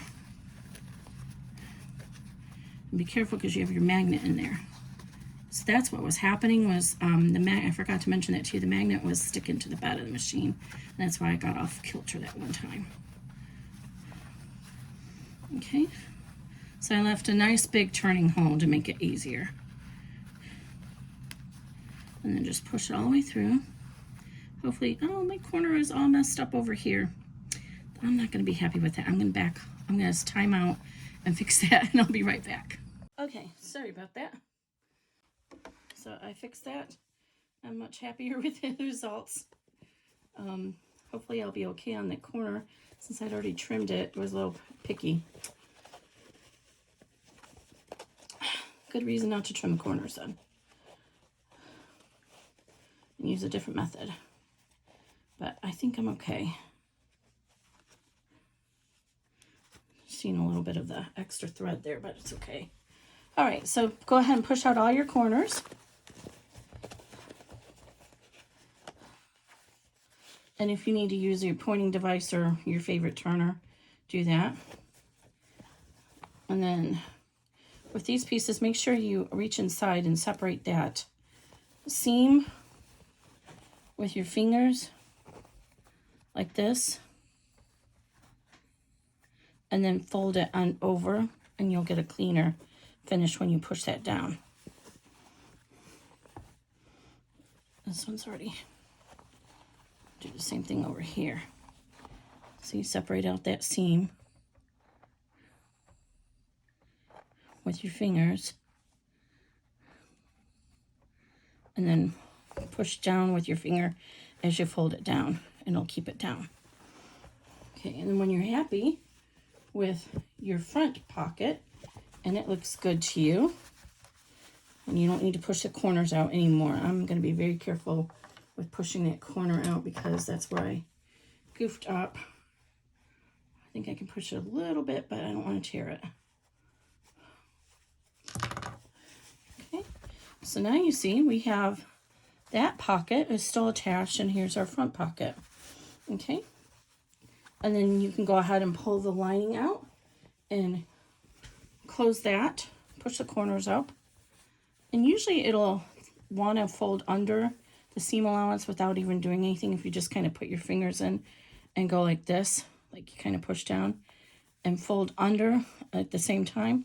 Usually it'll fold over, but there's another trick you can do where you do like an elbow and when you stitch there, you start it in off the thread or off the fabric, stitch in. I'll do it on the next one and show you. Okay, so then just go ahead and pin this closed. So it's just a 1/4 inch seam allowance here. If it's a little bit to the greater side, that's fine because this is the bottom of your lining. And so having it slightly more of a seam allowance will make it less baggy. Okay, and then we're just going to go ahead and stitch an 1/8 of an inch seam allowance at a 2.5 millimeter stitch length.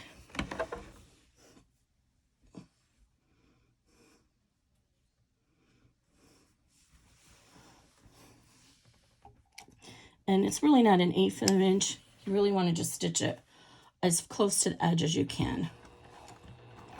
Do you remember back stitch? So it's like 1/32 of a stitch length or a seam allowance.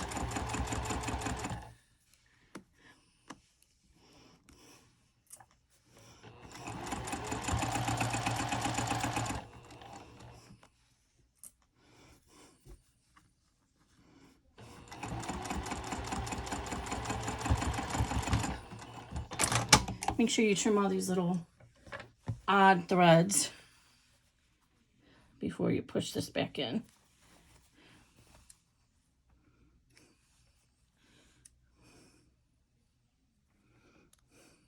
And again, you can, oh, I didn't catch it right there.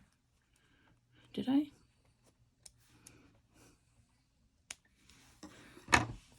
I didn't. So you do have to be careful and make sure you catch it all the way across. Not a little too close that time.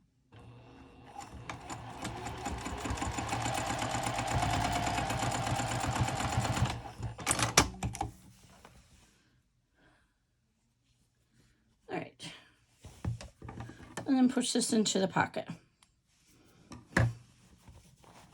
Okay, so the front pocket is all done.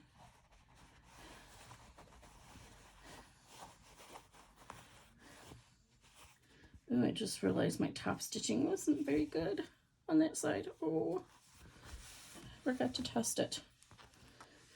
Oh, it is what it is. This side was okay. I don't know what happened on the pink side. Okay. So you can go ahead and press this if you want now, or you can wait to the end. So now we get to the fun part.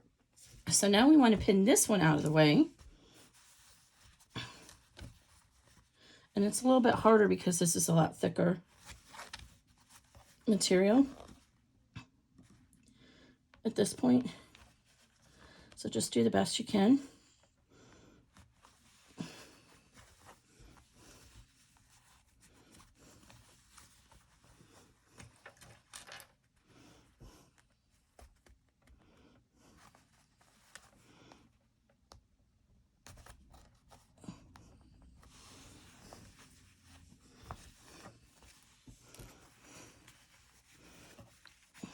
And again, you don't want to pin through the lining. You only want to pin through the pocket exterior.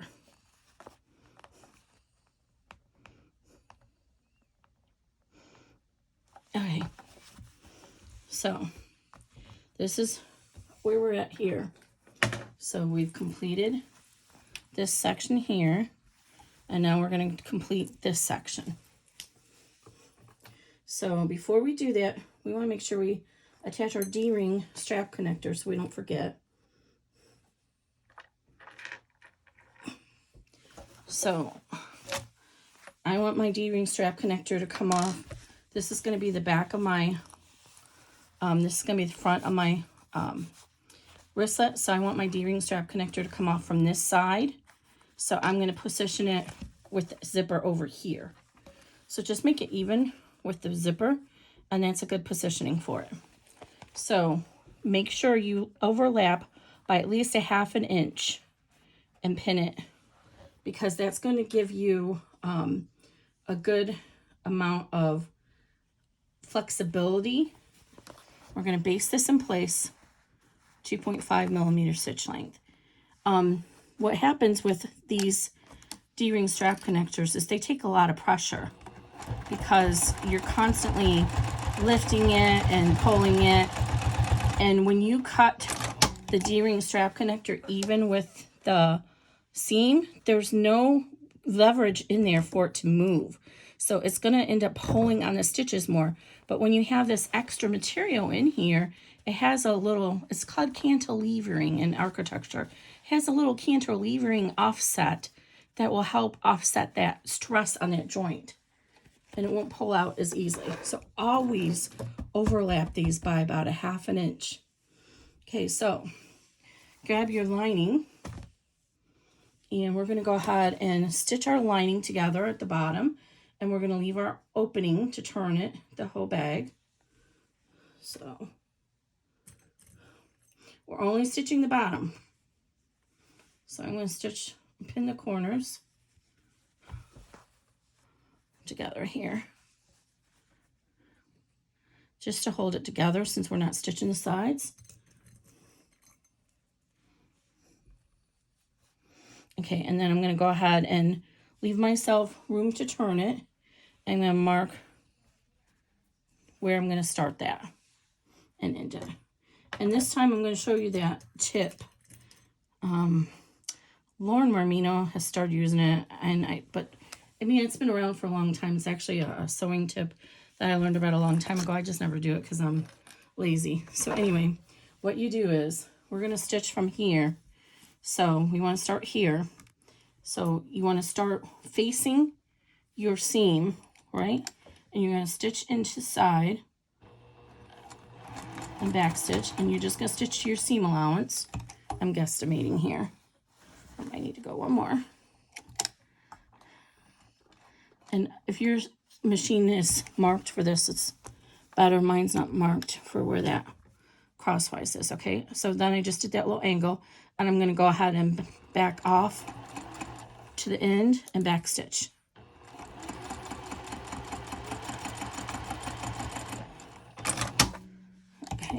So see that little tidbit right there? So the same thing on this side. We're going to stitch into it about to our seam allowance. Oh, I'm backwards. How did I do that? Okay, that's okay. We're going to stitch off. So this time we're going to start from here. Oh my Lord, Kimberly. Back stitch. And now we get to our seam allowance. Oh, I'm not even on my seam allowance. Goodness sakes. Start this again. Okay, stay on your seam allowance. And then when you get to where you're going to stop, then you're going to pivot. And then you'll sew off.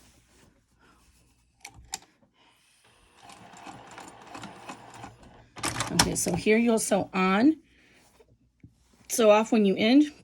You sew off that way. And you'll see how that works when we get to that part.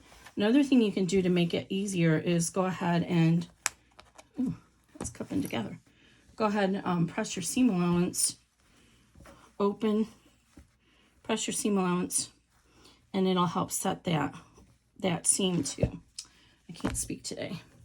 So if you fold in your seam allowance here and fold it here, if you do this at the iron, it'll be easier. Fold it in, then it makes it easier to press it in too. Okay, anyway, there we go. So now we're going to do the same thing on the exterior. We're going to match up the bottoms, but this time we're going to sew all the way across the exterior bottom. So put some clips in here to hold it in place, because that pink fabric underneath is going to want to push against and not want you to sew this together. It's going to be like pushing, pushing, pushing, pushing. So if it's too much for you, you can always unpin it and just manually pull it out of the way with your hands as you get to it.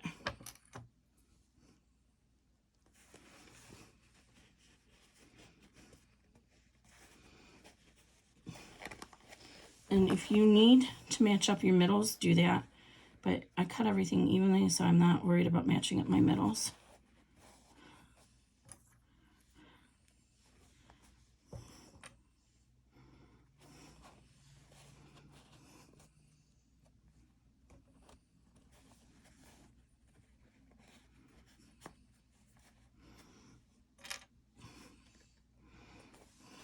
Okay, so then we're going to do a 1/4 inch back stitch at the beginning and end all the way across. And if you have to kind of pull on that pink fabric to keep it out of your way, then do that. Actually, I'm going to put another clip over here to hold this in place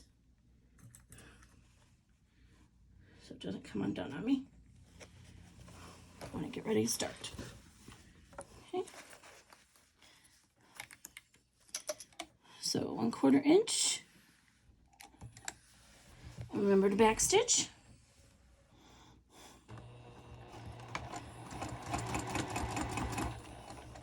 And use your stiletto to help guide these pieces together, because it's going to try and come apart.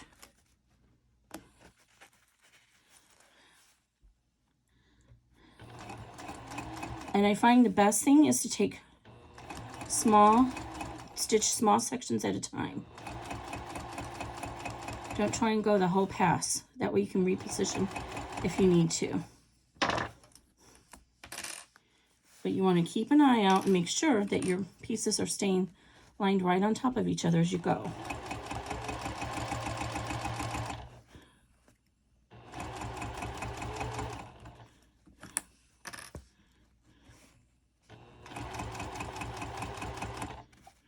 And then back stitch at the end.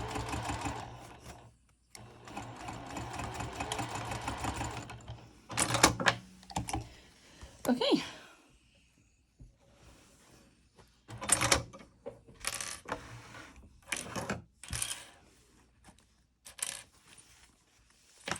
All right, so now this is the tricky part. What you want to do is fold these pieces together so the since we just stitched this, it's already folded down on top of itself, right? So now we need to lining match up our exterior bottom lining, or I'm sorry, our lining bottom with our exterior bottom, like that, okay? And just put a clip on both sides, toe it in place while you clip the rest of it.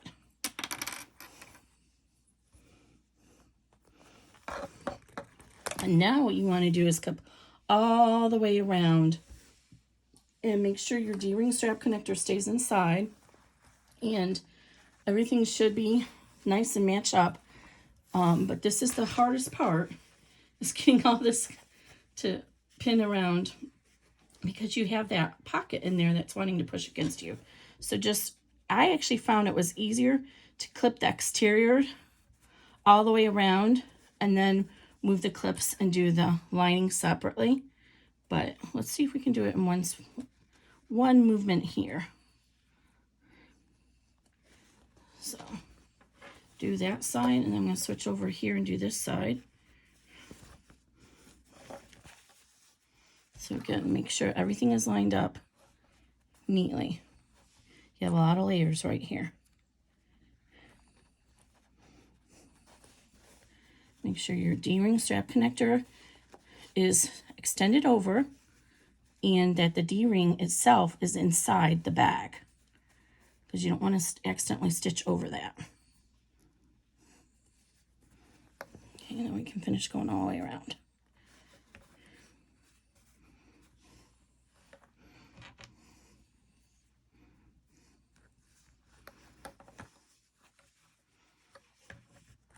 And your curves should pretty much meet when you get to this point. I'm going to come this way because I'm just right-handed, so I have to work in that direction. But when you get to this point, the curves should pretty much meet for you.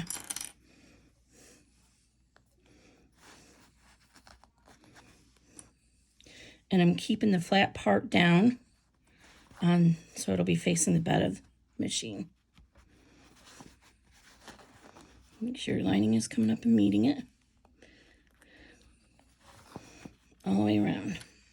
And you don't have to leave an opening, because we've already left the opening in when we seamed the bottom of the lining together.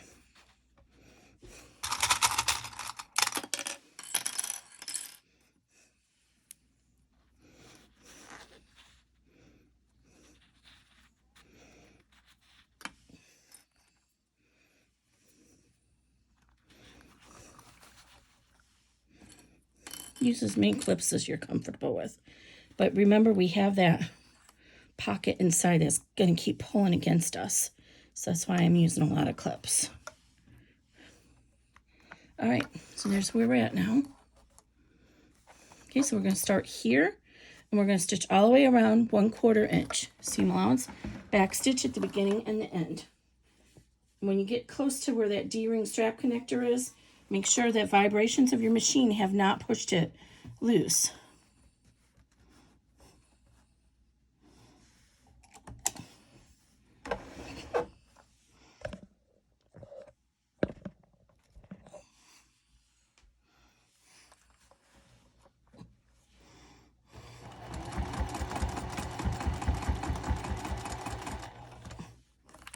Oh, and now's a good time to check your bobbin thread. I just checked mine a minute ago when I was off camera.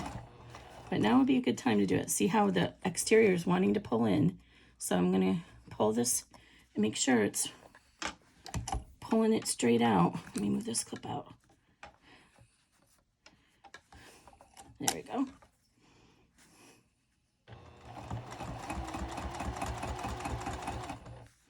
If your machine has ability to slow it down, you might want to slow it down. Now, when you go over this D-ring strap connector, it's a little bit heavier. This is actually a good time to use your micro lifter. If you have this Juki, I'm just going to come back over and go over it again. But the Juki 18 QVP, it has a micro lifter, and it's great for getting over little areas where the weight is different, or the curve the thickness. Now when you get to the curve, I'm really bad about stitching curves. I'm so sorry about that. But just go really slow. And if you have to raise your presser foot a little bit with each step, do that to stay on that curve. Because the neater your curve is when you sew it, the neater this finished flap is going to be.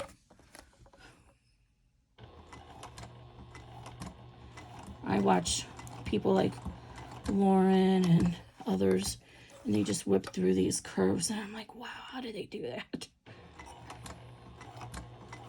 I have to kind of do this. So I'm just keeping an eye that the curve is meeting my 1/4 inch line each time. And the goal is that you have a smooth transition to the straight part of the flap. And so then when you get to the straight part, you can go straight. That's our goal.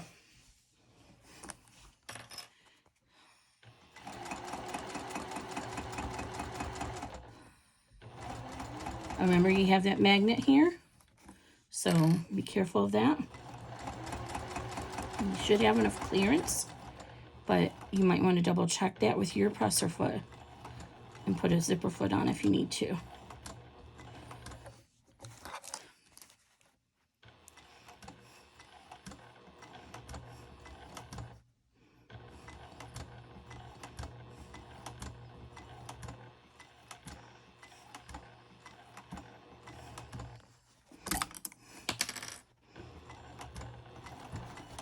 Oops, I was doing so good and I got stuck on a clip.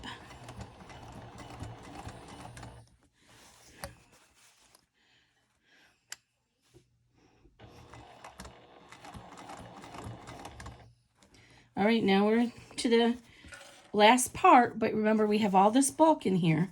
So get your stiletto handy and be prepared to help guide it in. Move the clips along as you get to them. And if it's, make sure, like I can just see my lining just is underneath here, is farther back. I don't want that. So make sure that stays nice and tight to the front.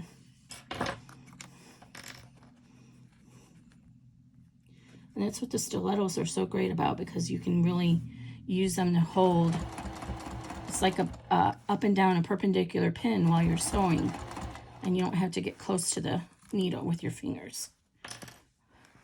I never sewed with a stiletto until I got my first one. And then I was like, where has this been all my life? I guess in quilting we don't really use it. Well, I remember Alex Anderson used to use it a lot. But I come from quilting, and so I didn't use a stiletto a whole lot.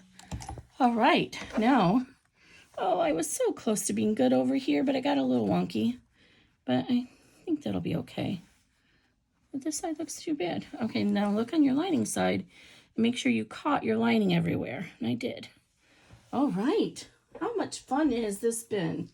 I hope that has been fun for you. So now we're going to go ahead and trim our corners. I'm just going to trim a tiny little bit. I don't want another mistake like I had earlier.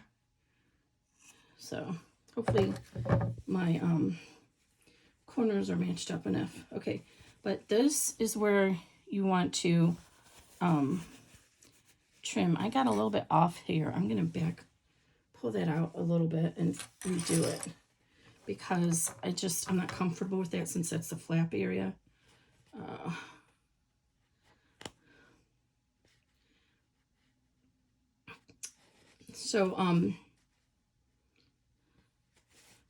You know what? It's not going to be, I don't want to redo the whole thing. I'm just going to see if I can pull this lining up just a little bit right here. I don't want it to look funky either. Oh yeah, I can. Perfect. All right. Let me just stitch that real quick.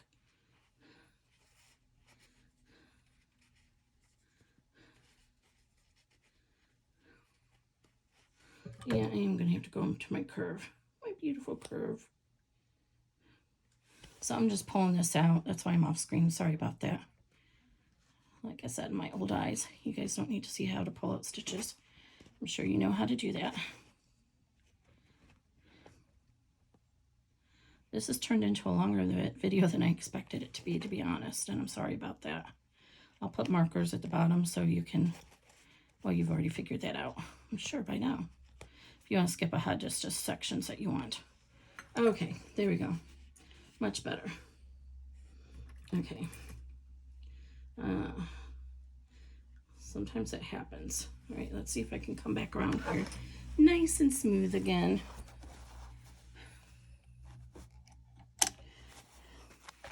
I can see why, because the bulk is so much worse over here. And this is where having the big extension would be helpful. But I just don't have room to use it on this table. I have the big extension table that goes with this, but if I have it on here, you guys won't be able to see anything I do. Getting very dangerously close to that pin.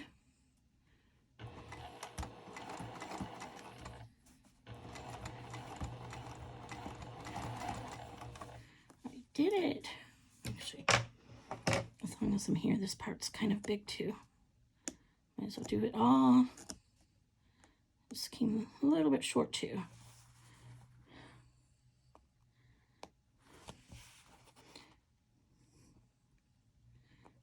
Might as well fix it all, right? I am not going to top stitch for this video because I want to be able to press it really well before I do that. So, but I will show you where to top stitch when you're all done.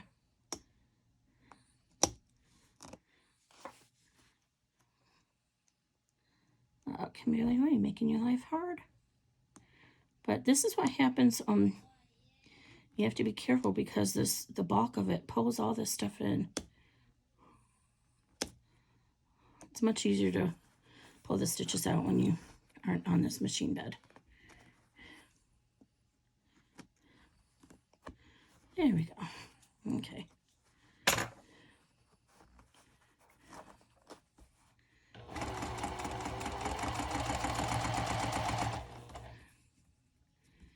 It's going to be a little pinchy right here, but that's okay.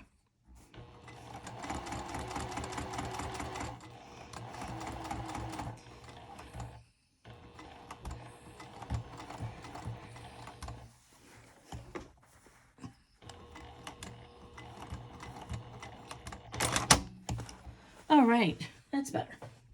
Much better. Okay, so now you can either use pinking shears to trim these corners, or you can notch it. I usually notch it, but I'm going to show you notching. So for notching, you want to come in here and do tiny little triangles. You want to cut close to the seam, but not all the way to the seam. And what this does is it reduces the bulk of the fabric in that curve, so it'll lay down nicer inside the bag. In this case, inside the flap. So everywhere there's a curve, you want to notch it.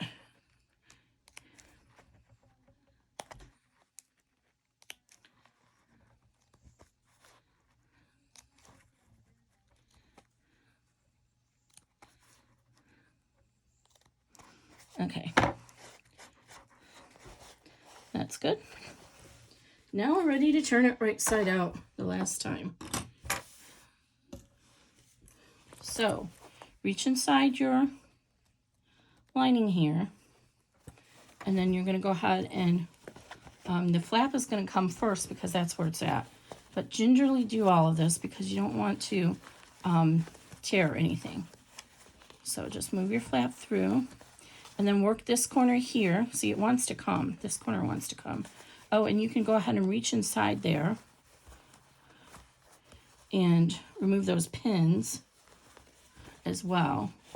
Oh, I don't think I'm going to be able to get it. I positioned it in the wrong direction. I had a feeling that. So just go gently, and you can get this to the lining side first, and then we'll pull those out. So pull it all the way to the lining side out first, the white lining. Okay, so go ahead and be careful of this magnetic snap. You don't want to take your extra fabric off there.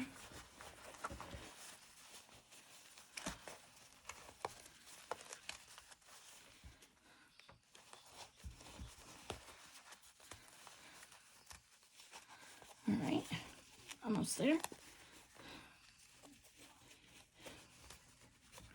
This is like watching paint dry, to watch somebody turn a bag inside out. So you're welcome to fast forward through this.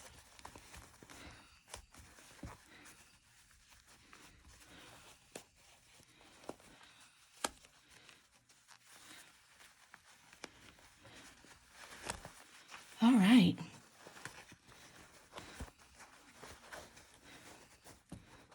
Now we can reach in here and remove these pins.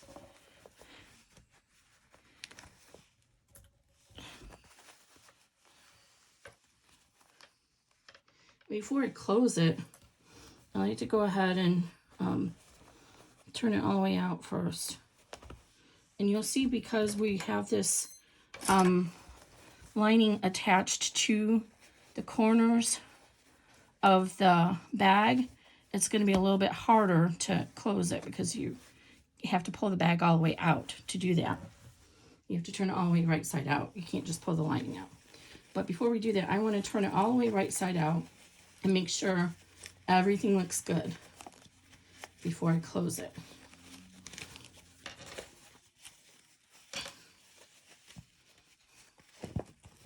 So reach inside with the hole of the lining to push out all your corners.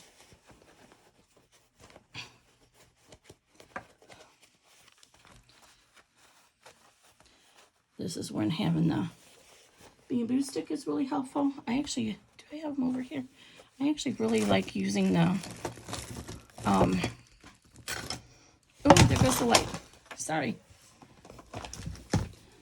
Not these ones, but I like to use the rounded edge of the hemostats to get in the corners. I find that to be the most helpful, but I'll use these ones so it's not as good. There we go, that's corners out. I'll reach under and do the other one.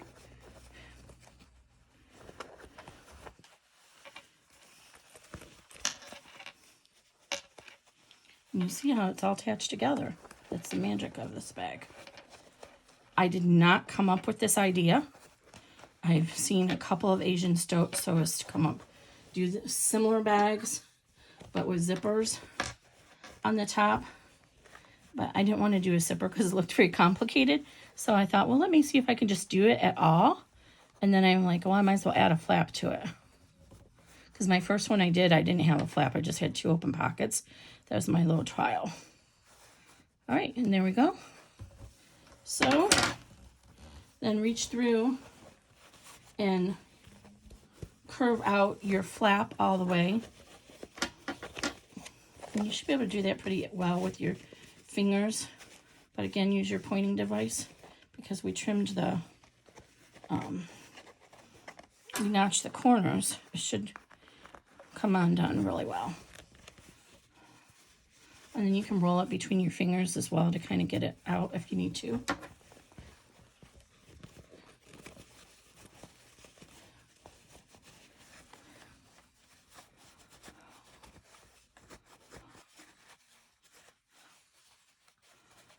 Okay, so we'll tuck that all in and flatten it.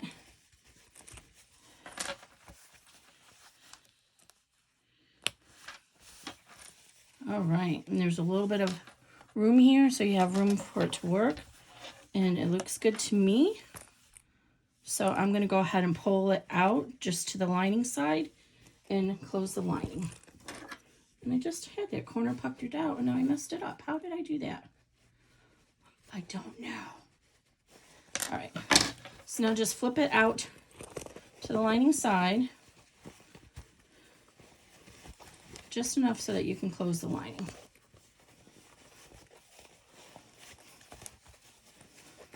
Okay, so now I have the lining and I can pull it, push those corners so you can get to the lining. And now push this down out of your way. And now you can fold in your lining, pin it, and sew it closed. And that little clippy thing did not help me very much. It might work better on bags with a bigger seam allowance than this one. But we went with ease, so we only did a 1/4 inch seam allowance.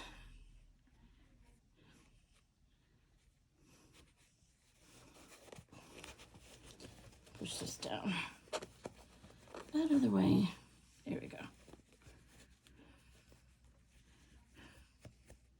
Well, this side's folding over nicely, but that side doesn't want to be nice. All right.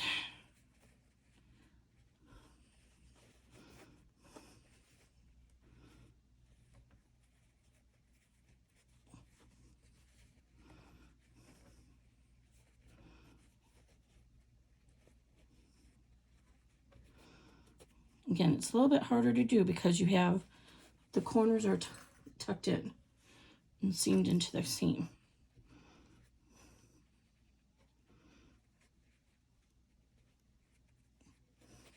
There's a way you can do it to pull that loose so you don't seam it that way, but that's a little bit more complicated, and I didn't want to add any more complications to this bag because it's already complicated.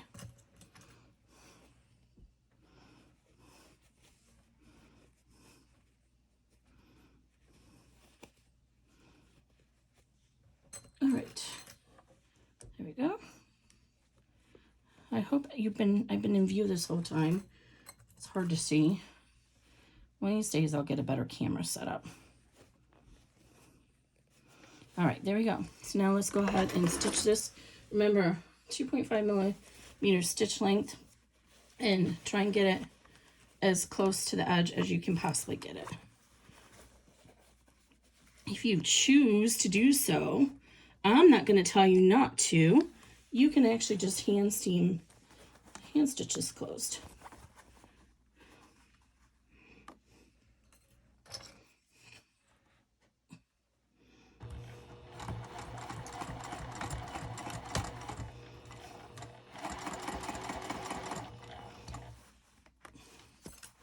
Make sure the bottom is being caught.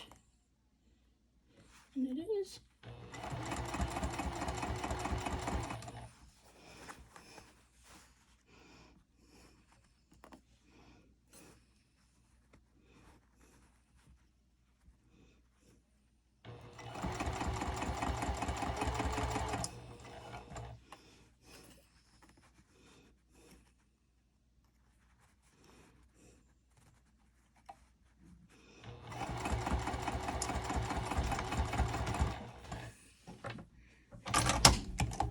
All right. Trim any extra threads.